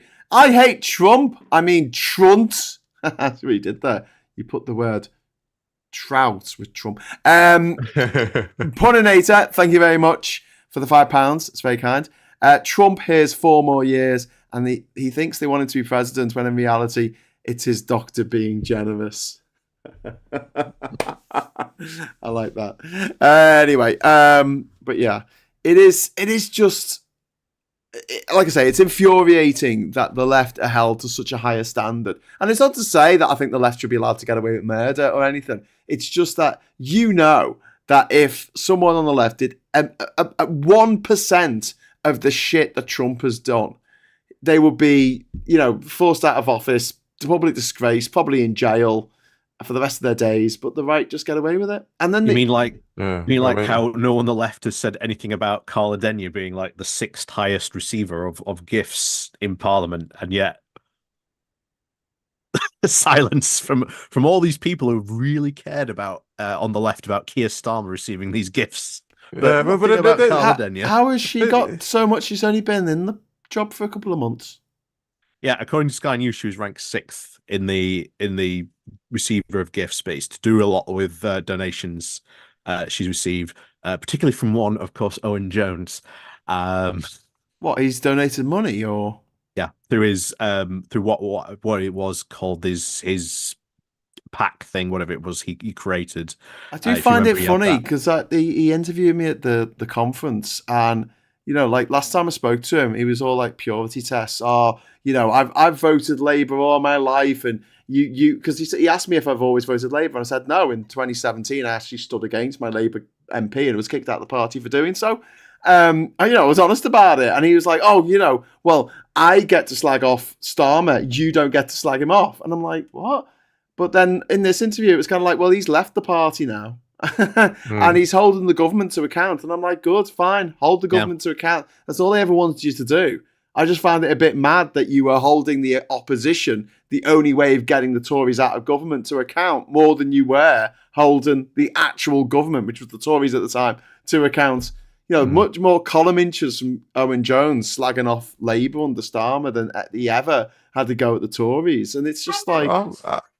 I think it's weird though, the fact that all the media were going actually bonkers about him. Florence, I'm talking. They were going mad about him getting a box from Arsenal. Whereas, do you think we could put the Prime Minister in amongst the actual muggles?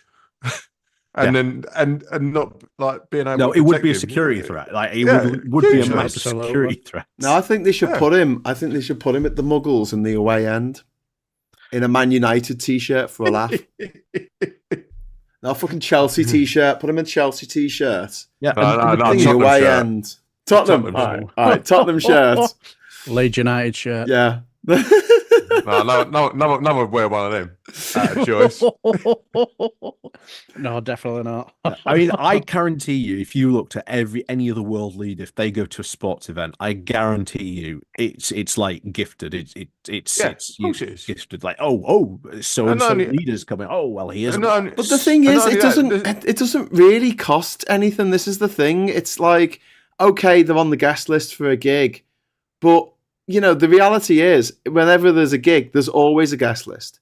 There's always a number of people that the band can invite. And you know what? The band don't generally have that many mates in every single city in the country or the world where they'll have people to fill those gaps. And so, yeah, if someone else gets on that list, you know, of 100 people, the list is still going to be 100 people, whether, you know, you fill it or not. You're not going to sell extra tickets for the people who are on because the people on the guest list didn't turn up or we didn't, you know, fill the guest list up. It doesn't work like that. It's so frustrating. And I guarantee Taylor Swift has got a bigger security detail than Donald Trump. Yeah. She goes to watch her fella play. Has he played for the 49ers? Is it? I think I'm not 100% sure. Kansas City Chiefs. That's the one. The Kaiser Chiefs. The Kaiser Chiefs. All their songs went like this. They went whoop, whoop, whoop, way. Every song. That was their song. Yeah. They just did it again and again.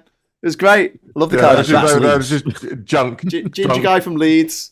Drunk jump around songs. Yeah, but it was like this. Yeah, just had the same style of the. Basically like the 2000s version of "Come On Eileen," but 4 albums. Poor Eileen. Anyway, but yeah,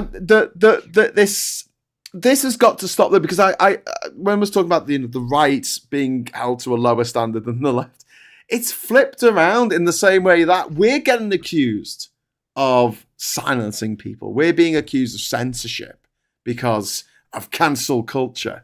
And it's like, no, that's the right. That's always been the right. Mary Whitehouse wasn't a big supporter of Labour when she was trying to get freaking Tom and Jerry cartoons banned off the telly because they were too violent.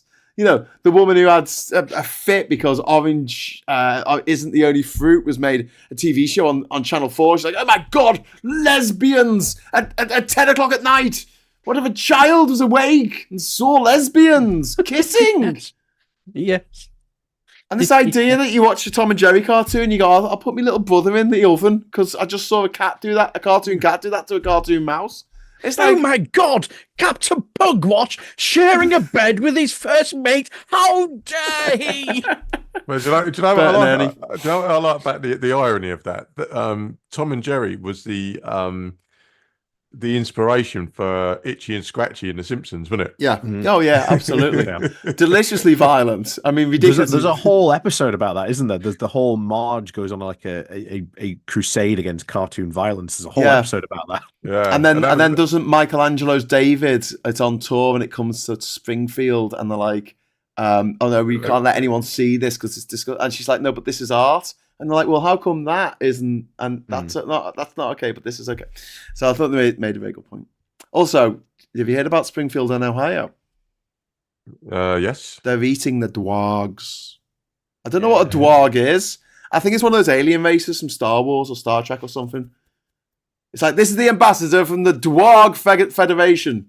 And he turns up and he looks like Chewbacca. Yeah. The thing is, what maybe I did a bit of a live stream and I say what I do is I just show a few videos just for a good giggle and a laugh. And I've forgotten there's one or two people who turned up there to take the piss out of JD Vance and all that stuff. And is it Walter Matheson or something? One of them, he turned up with a. He said, "I'm part of the JD Vance campaign and this, that, and the other." I forgot what, but he's wearing the Heritage Foundation cap on as well. Nice, beautiful touch. Proper took the piss. Yeah, because they had, they have these speakers on. They come on and speak your mind. And they took the piss. He took the piss. And it's like, is there saying to the guy who's the chair, says, can you put the lights down? I'm just put this chart on. And he said, put the camera over to this chart. This is what we're going to do with our economic. And we're just blank. And it says, what it'll be is whatever we want it to be. Yeah. We've got plans. All we have is we've got concepts of plans. Yes. Yeah. But what can we do? What can we actually do about this whole lack of morality, this abandonment of morality on the right? Because they don't seem to give a fuck anymore about anything that their side do. Their side can commit war crimes. Their side can rape, murder with impunity. They can rip people off. They can rip the little guy off. They can ruin people's lives, and they will still defend them to the death. And that is weird. It's not always been that way. There was a time when people on the right saw themselves as the moral arbiters of society, and they just don't anymore. They all seem to be, it's a bit of a weird thing because as liberals, we've always been seen as the debauched ones who are, off doing drugs and having orgies and stuff. And it looks it's the right that are taking over that mantle, and now they're running around saying, "Oh, I'm being silenced. I'm not being allowed to say what I want to say." I think it's because the Overton window's been kicked so far over to the right now that it's just kind of like that's the norm, and people just accept it. Yeah. Whereas, like, someone sort of like says, "Can we have equality, please?" Yeah. You socialist freak, get out! It's like, I know what you mean, because like I did something rather daring the other week. I actually watched. Not that daring. I decided I shall maybe just a little bit of a.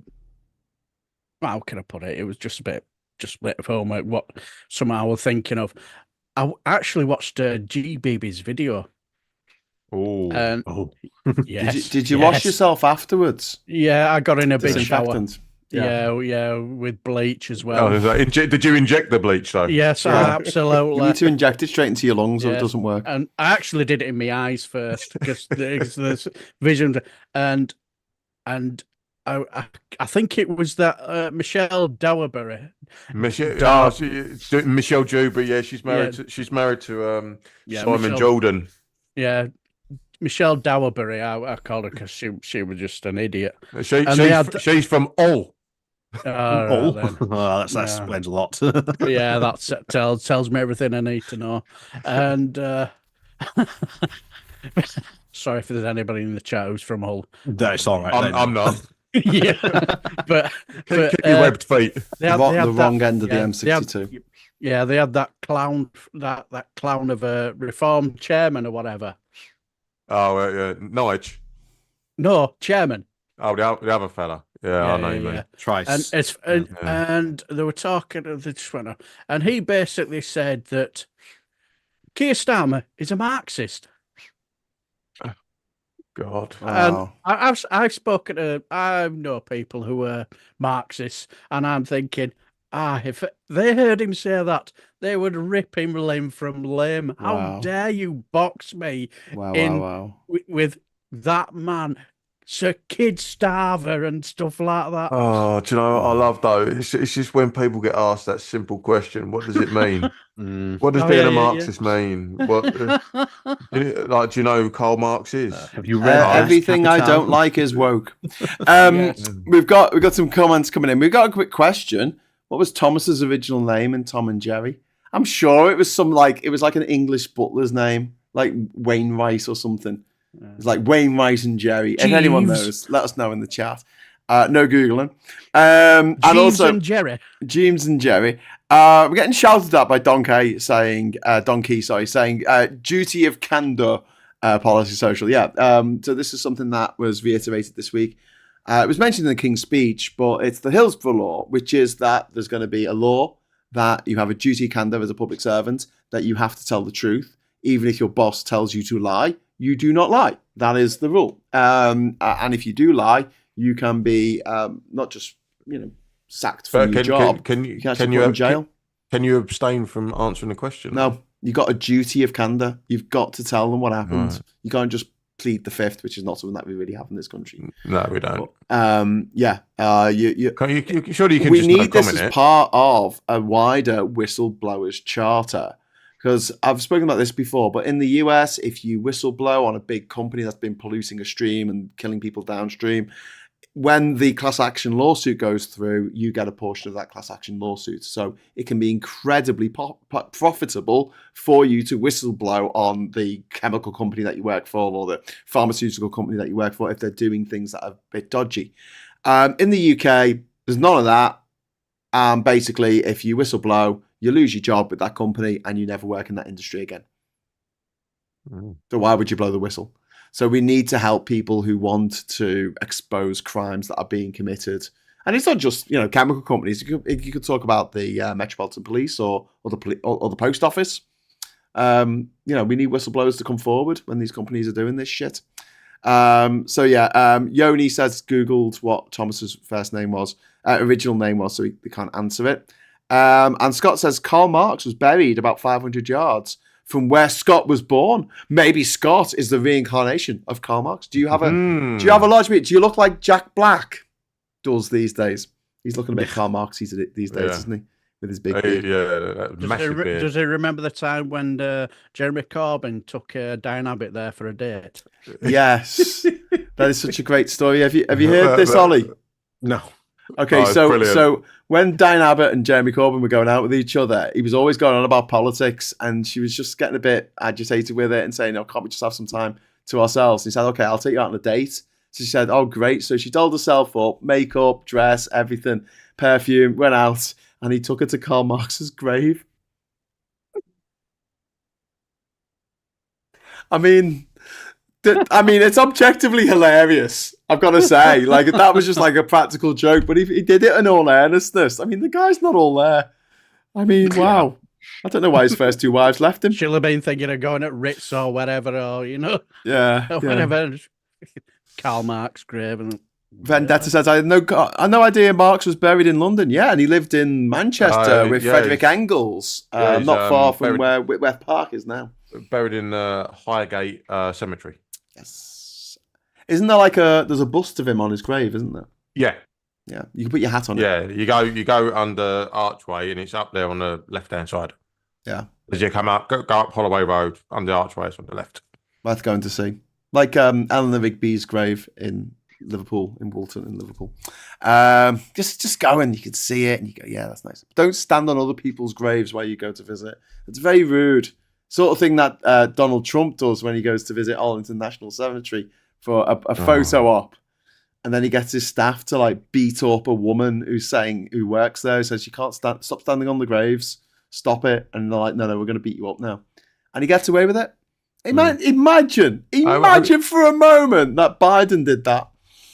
It wasn't a matter of them standing on the graves. It's supposed to be, you're not supposed to be taking pictures and doing stopping them from filming. Yeah. Darian's just dropped £20 in the super chat fund. Thank you very much, Darian. With the word "go." Thanks very much for the super chats, by the way. Darian's saying beer tokens for tomorrow. I just got my train tickets. Okay, we're gonna play a little game, right? Guess how much my train tickets were. These are day returns, or the equivalent of a day return, because you can't get that on LNER anymore. So a ticket to London and back from Durham. How much do you reckon? £135. I wish it was that much. 180, somewhere like that. Ooh, you're closer. You are 210. Nah, that's too much. Now you're just being silly.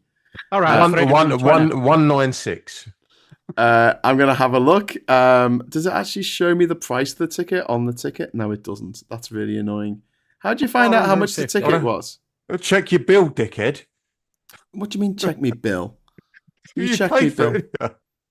Yeah, but it means going onto my bank £575 accounts to see how much it came out. On Yeah, my and bank if you can, I put it on my credit card. It's not on there yet. I'll show you all my bank details. Yeah, just hold it up to the camera and read it out aloud. My poor Halifax card will never forgive me. Right, I'm 666. No, it was about 180. I think Bowler Hatman was. I was going to say, was nearly on that. I don't want a second credit card. My ticket to Doncaster was like £82, and that was a single. Yeah. So you were very, very close, Ollie. It was £178.59. You're so close, Ollie, but you don't win the speedboat, unfortunately. No. For effectively a day return and a super off-peak day return to London. Because it's a Saturday. Look at what you could have won. Yeah, you're going home with a bendy bully and you've had a lovely day. Yeah, exactly. Unbefricking-level. BFH. I've honestly flown to Australia for less money than that on the China Eastern Airways. How much would a flight have been? It would have been more because it might have been because you got to go there and back, haven't you? I think, and it's quite late in the day. I don't know. I think if I booked it like 6 months in advance, you could probably get quite a good cheap flight. Because you can from go to like Newcastle. you can go like Spain for like 30 quid, can't you? NCL to LHR. Go. Okay, well, let's have a look. Nah, go London City, mate. Live it up. Bloody hell. Round trip from £70. That's in November. There you go. Still. Oh no, but still, no, I'm going back now. Oh my god. So yeah, if I did it tomorrow, 106 quid. I should have flown. Take that, environment. Take that. We're going to every country without flying. You're going to be a Swiftie. £106. Graham getting on his private jets now. Yeah. Although that's not just a coming pile back. following you. That's not coming back the same day. So if I try and see what it is for coming back the same day, it might go crazy now. Yeah, if it's the same day, it's £287 for the same day. Oof. So, but if I stayed in London for a few days, it'd be a lot cheaper. Yeah, you come crash at my bruv. You don't live in London. You live in like what's that other place? Kent? No, The Shires. Sussex, Hamptonshire, Bedfordshire, East The Saxony, Shire, my friend. Hobbiton. East Saxony. East Saxony. Oh Yes. God, not that place. With the Yeah. Saxons. Mm-hmm. The Sackville Bagginses. But they're all orange with big lips now. Right, we're gonna have to go soon. But before we do, is anyone up to date with Rings of Power? Yes. Yes, unfortunately. Honestly, that last episode was boss. That was the I best thought it was. episode of the entire I- run so far. It was brilliant.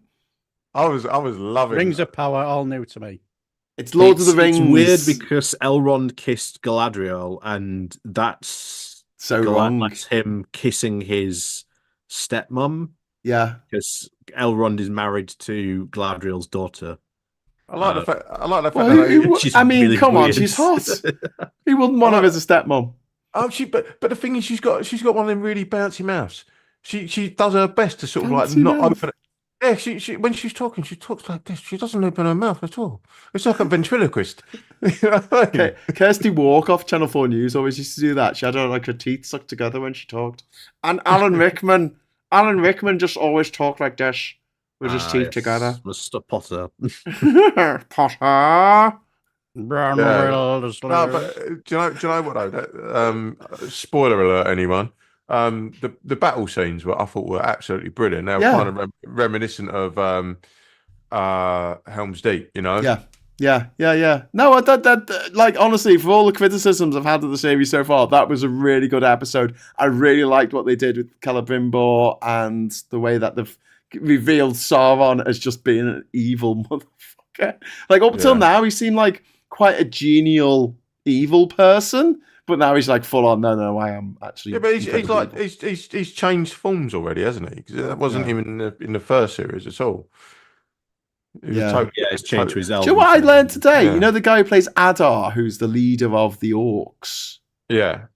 They changed actors from the first season to the second season. I didn't wouldn't even have known. notice. I didn't even. That's I one of the didn't notice. best I didn't notice. acting but I switches heard- I've ever yeah. seen. I had to go and look it up. No, they have actually changed actors. But yeah, very good. Well done. So yeah, it's still a bit crap. But does anyone watch the Gandalf Reacts videos? Yes. Yeah, if you're not seeing these, please, after watching this, go Tom Bombadil's coming quickly. Bar the doors. bar the doors. I love the way they He's crowbarred climbing him the in. walls. I love the way they crowbarred him in though, because He was totally crowbarred in. He was living in the freaking desert. No, he doesn't. He lives on the banks of the Brandywine. What are you talking about? That was one of the sort of like biggest sort of like faux pas. Like everyone who knew anything about Lord of the Rings said to me, "Oh, they've cut out this Tom fella." I'm like, "What? Who's Tom?" Yeah, Yeah, yeah. And, I was glad they cut him out because he is very much the Jar Jar Binks of the Tolkien Oh, canon. really? Yes. Well, he's just Yeah. annoying and doesn't do anything. He's also he's one of probably the biggest plot holes again because he can literally like take the ring and just literally even holds it and it just doesn't affect him. No. And it's just like the ring is meant to be like this all corrupting, piece of bling, and yet Tom Bombadil just goes whatever. It's just like, well, why didn't he take it to Mordor? No, that's brought up in the Council of Elrond, actually. They say, why don't you give it to Bombadil? And Gandalf says, no, he'll probably throw it away because he wouldn't understand its importance. See, I've always thought, ever since I very first saw the Fellowship of the Ring, why not just get on a fucking eagle and fly there?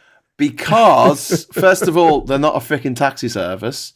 But secondly, the power... The Uber's in Middle-earth. The power of the ring as power over all living creatures. So if you gave it to an elf or an eagle or an ent, it would corrupt them. And the whole point of the hobbits was like they were so just generally good people because they were from like Devon or something that like they just couldn't be corrupted. They could be pirates, but they couldn't be corrupted by evil. They were protected by their clotted cream. Yeah. They just like the good life. No, Tolkien actually addressed that because back, because he wrote loads of letters about all, people write him and go, what about this plot hole in your books back in the 1960s? And he wrote back to them going, no, the eagles are a race unto themselves, not some kind of taxi service. I am looking forward to War of the Rohirrim. Yeah. That looks quite good. Yeah. I'll say that looks very good. I would like them to make so my idea for the TV show would have been for if they had the rights to the Silmarillion, which they don't. This is all from Lord of the Rings and the appendices, isn't it? That's why it's all a bit all over the shop. It's just like, oh well, that's a thing we can use. We can use the IP, or we can use Tom Bombadil, but they're in a desert. Oh yes, we'll move him to the desert. That makes no sense. But yeah. Right. So who is the stranger supposed to be? The stranger, it's Gandalf, isn't it? Yeah. Is it meant to be Gandalf? Yep. Yeah. Even though law-wise, doesn't turn up for another 2,000 years. Yeah. Yeah, I was going to say that makes sense. It's a bit like having Fatboy Slim in the Bronze Age. It's just bizarre. It's like it's not supposed to be there.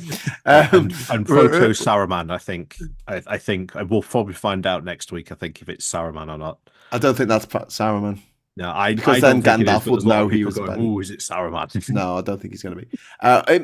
They might make it so that the wizard is one of the blue wizards, and I wouldn't really have a problem with that. But the Astari was supposed to come to Earth all at the same time, but they did actually come to Earth in the first age, the Astari. But I also like how they've sort of tied in the Fellowship of the Ring with the rivalry between the elves and the dwarves and how that actually started. I thought that was a really, really good sort of like, oh, that's how it happened. Yeah. Oh, and look, there's a Balrog. I tell you what, I don't like them reusing lines from Lord of the Rings though, and having another character say it. Yeah. I'm like, stop reusing lines. Yeah. Stop doing that. I don't need it. And like with the canon, I'm like, it irritates me a little bit, but not like enough that I'll, I'm not enjoying it. It's still got some good bits. I think its biggest failing is though that they're trying to make the elves the sort of the main characters in it, and elves are boring. Yeah. So what's this called again? The Rings of Power. It's based on the Lord of the Rings by J.R.R. Tolkien. J.R. Hartley. John Ronald Reuel Tolkien, born in Bloemfontein in South Africa. Actually, he's South African. But yeah, Unquiet Badger saying Brian Blessed would have made a great Tom Bombadil. And Vendetta says Tom Bombadick was a dick, not a gobshite. No, I'd love it if Brian Blessed did play Tom Bombadil and then went, Gordon's alive? Gordon's alive. Unquiet Badger says, old Tom Bombadil is a merry fellow, bright blue his jacket is, and his boots are yellow. Just what? Just what? There's a rumour that Tolkien didn't necessarily have tobacco in his pipe. You think? And Cattrall just says, and my axe, which I really like. Do you not think what's his chops, the dwarf prince? Do you not think he looks like? Do you not think he looks like Zartan? Bit of an in joke for this channel, but yeah, I love the dwarf stuff. There's been some of the best stuff in it. Yeah, to be honest. Absolutely. Yeah. Although I think that the antagonism between Durin the Fourth and Durin the Third, the king, I think that it would have been better if they had been a bit more friendly in the first season. So to make the difference now, because he's saying, "Oh, that ring has turned that dwarf king into a bit of a dick," and I'm like, but he was a dick in the first season. What are you talking about? He's just become slightly more of a dick, but he's getting older. Lots of people do that. I'm going to see what they do with like the Numenor storyline and what they do with the king. I can't remember his name now. Was it Amon? I can't remember his name now, but yeah, he's the one that, like, ultimately dooms Numenor, the chancellor. Basically walked up to an eagle and went, "I'm the king now." Yeah, the eagle. Yeah, but then the squid monster in the sea. What's his name? Calazar. Oh God, Alfarazon. Alfarazon. That's it. Yeah, Alfarazon. Good old Alvin Farazon. Yeah, because Alfarazon is like the one who ultimately dooms Numenor. So yes. Sauron basically. Spoilers. Spoilers. Ollie. It's the law. Next you'll be telling it about them trying to go to Valinor and they're not supposed. Oh God, no! Don't go there. It's the Forbidden Lands. Hang on. Numenor, wasn't that the son of Ulysses in Ulysses 31? Numenor. No, that was. There's something else that should be redone. Ulysses 31. I think there is so much potential in something like that. Was the greatest? It was Numenor. His son was Numenor. No, it was Telemachus. Who's Numenor? Was that the little robot? No. Hang on. To the Ulysses. To the internet. To the internet. Yeah. Let's find out. His son was Telemachus. Telemachus, yeah, but who's Numenor? Was that her brother? The one who was put in stasis? I can't remember. I don't know. It was a long time ago. I was only 6 when I watched it. I love that there's some people in the chat talking about Tolkien, and then the rest of them are trying to talk about landlords and Trump and political stuff, and we're just going off on what the hobbits lived in the hills. There's hobbits in their hills. They're taking the hobbits to Isengard. Alfarazon, not Alfarazon. Farazon, yes. Sorry. Not Al. Sorry. It's Farazon. Wayne's right. Numenor is on there. He's the older brother. Yes. Of the alien. Wow. Yeah. Well, Wayne, respect. For the win. For the win. For the win. Yeah, it's also the island in Lord of the Rings. That's a bit like Atlantis in some ways. Oh, God, that's a spoiler. Anyway, Darian says, Winston Churchill didn't always smoke cigars either. He used to have a prop cigar with a pin stuck in it to keep the ash head to wave about when he got out of planes. Well, there you go. The hobbits lived in mushrooms, right? No, they didn't live in mushrooms. They lived in holes in the ground. See what I didn't realise? Lenny Henry was in it. Yeah, he was in the first season. I didn't realise that was Lenny Henry for like till I was like, yeah, he's not making so much money from the Premier Inn sort of going around and tucking you in anymore. That was kind of weird. I didn't pay for this, Lenny Henry, but I'll take it. He got a bit handsy at times. Yeah. No, I mean, there's some things in Rings of Power. I don't know why they changed it, or I don't know why they've done something that, I just think it could have been done better. But I guess this is just, they've obviously sat down and worked it all out. It's creative license, man. Yeah. It's like whenever they do prequels, they always like mess stuff up. I mean, let's face it. Look at Star Wars episodes 1 through 3. What a load of cack. Well, the new episode of Star Wars Episode 1's just come out. It's called Megalopolis, and it's directed by Francis Ford Coppola. It's cost him £120 million to make, and it's taken him 40 years to put it together, and it's meant to be fucking awful. And the thing is, it's an independent movie. It's the biggest independent movie since Star Wars Episode 1, which was an independent movie. So George Lucas didn't have a studio breathing down his neck saying, "No, George, that's a stupid idea. Don't do that." Episode 4. What? It was Episode 4. What was? The first Star Wars film. No, the Episode 1 was the biggest independent movie of all time because it was paid for by George Lucas. He didn't have a producer leaning over his shoulder saying, "Oh no, you can't do that." Sorry, an executive producer. Yeah. Obviously, he did have a producer. But yes, he had complete artistic liberty and freedom to do what he wanted. Francis Ford Coppola's just done that for what is probably going to be a swan song with Megalopolis, and it's supposed to be bloody awful.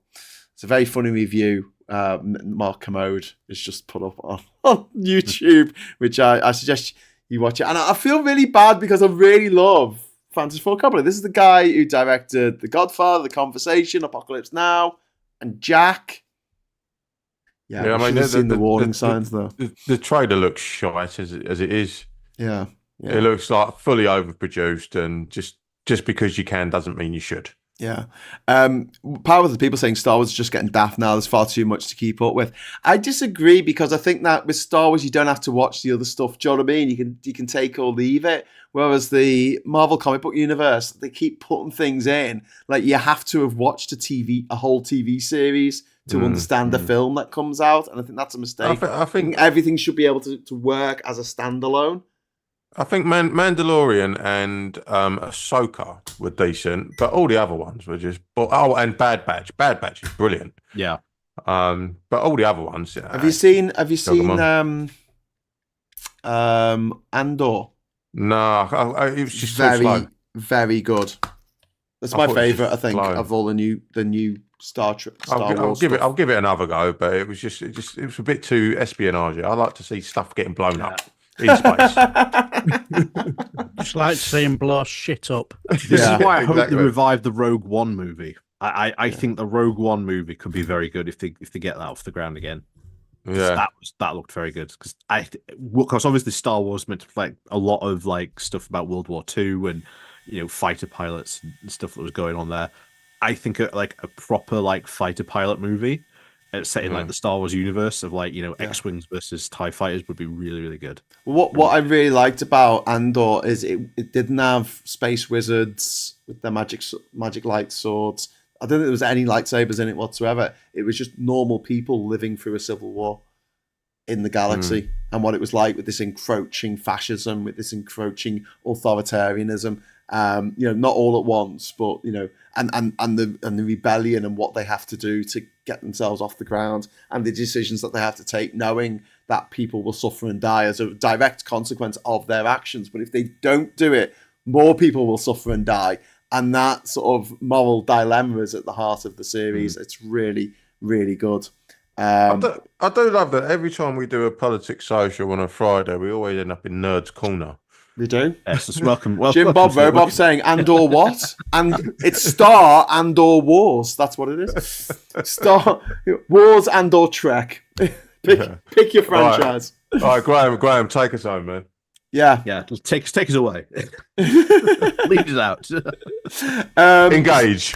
Before we go though, because we are going to have to wrap it up. We're quickly heading towards the witching hour.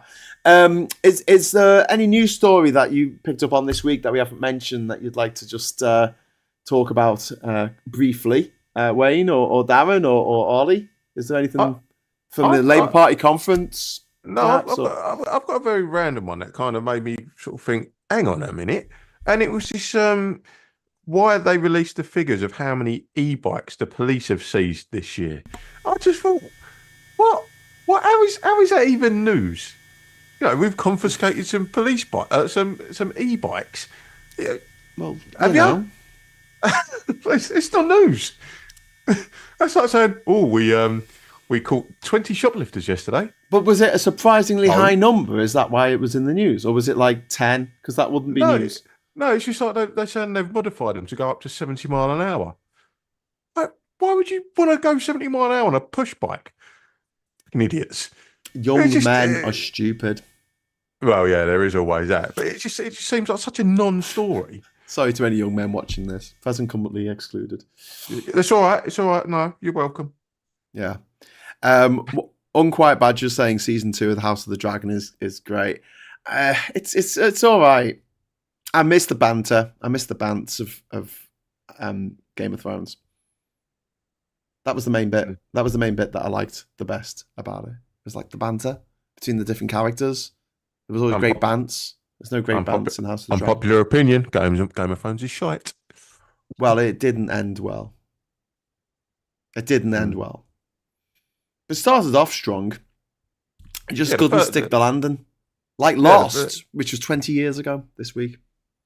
That's mad. That Oceanic Flight 815 crashed. That's mad. And when now Gotta it's go 20 back, years. Kate. We've got to go back. Now it's 20 years gone. I think I'm all right for a spoiler alert, but wasn't it basically a form of purgatory or something like that? No, there was an alternative timeline because they went back in time and they changed it so that the island sunk beneath the sea, and so there was an alternative timeline that Desmond could flick between. But then at the end, it turned out that they just made it themselves or something. It was a bit daft. I quite like the idea of having, like in Back to the Future, they have the Biff timeline and then they correct it. I like the idea of being able to jump between the Biff timeline and the original timeline and the. You mean the Trump timeline? Yeah, the Trump timeline. Yeah, that's what I thought they were going for at the end, which would have made it quite a satisfying ending. But then the last episode just went, what? No, we're going to just do something really daft. But no, it kind of, and they all met up in a church at the end, and then it all fades to. It's like, oh, okay. That's like pretty much all Stephen King films. They all start off really yes. well, but you just... Oh yes, you're right. You just can't write the end of these things, can he? Well, I mean, there's a lot of Doctor Who episodes that really piss me off because they start off with a great premise, and then he pulls the lever, and all the baddies go away. Yeah. Or he presses the button. There's a red button. He presses the button, and they all get sucked out the airlock or something. It's like it was, and everyone comes back to life somehow. it was scary as fuck. But then he turns out to be a giant space spider. Yeah, and if you're not afraid of it, it dies. Yeah. Or you laugh at it. You laugh at it. So you go, look at this silly thing. It's a clown. Look at you mug. It's a terrifying clown. I'm laughing. See me. Yeah. It's why his best films were made from his short stories, like Stand By Me and Shawshank Redemption, which turned 30 years old this week. Even like The Shining. The Shining was like a terrifying film, and then he just gets a bit cold. That's not what happens in the book. I've not read the book. Right. And on that note, thank you very much, ladies and gentlemen. I can tell we're going to get off track again. We're going to be here for another 30. We're going to be going through all of Stephen King's back catalogue and Richard Bachman or whatever. Did we ever find out what the name of Tom and Jerry Thomas was before it was Thomas? Did anyone? Jasper. Did you look that up? No. I think it's something like that. I'm pretty sure that it was an English butler's name. Did anyone get it? Anyone in the chat before we go quickly? All right, well, I'm going to start wrapping up. So, power to the people saying Stand By Me is my favourite film. I love that film, and I shed a tear when when River Phoenix disappears at the end. It's very sad. Jasper is correct. I told you it was an English butler's name. Anyway. That was rattling around in the back of my head somewhere. So, Ollie, thank you so much. Darren. Back of your Google. Back at me, Google. No, I said it when I read the thing. I said it's an English butler's name. I just didn't know which one. I said that. What? You said Jasper? Yeah. Well done. You get all the points. I'll get a round of applause. Or a Ray Liotta.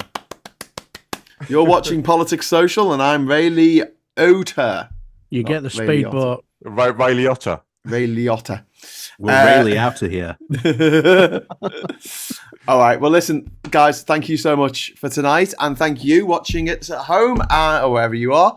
And thanks to all the super chats. Thanks for the chat in general. Give a like on the way out if you're enjoying this. We'll be back on Monday morning at 9:30 with another episode of Morning Brew with me. So until then, I'll say thanks for watching. Hello, good evening, welcome, and goodbye. Bye. Smash my mic.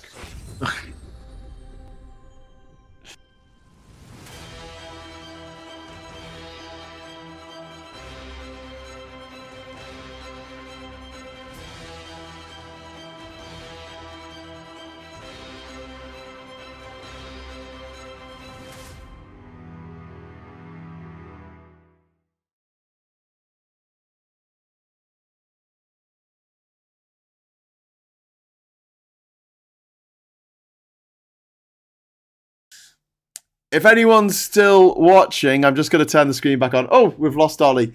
If anyone's still watching, tomorrow at 12 o'clock, Park Lane for the National Rejoin March. We'll be setting off at 1 o'clock and we'll be meeting at 3 o'clock in Parliament Square. We'll be marching to Parliament Square for the talks there. So you can either join us in Parliament Square or you can join us for the march if you like. Apparently, it's not going to rain. Sorry, I forgot to mention that. Right, you can all go away now. See you later. Take care. Bye-bye.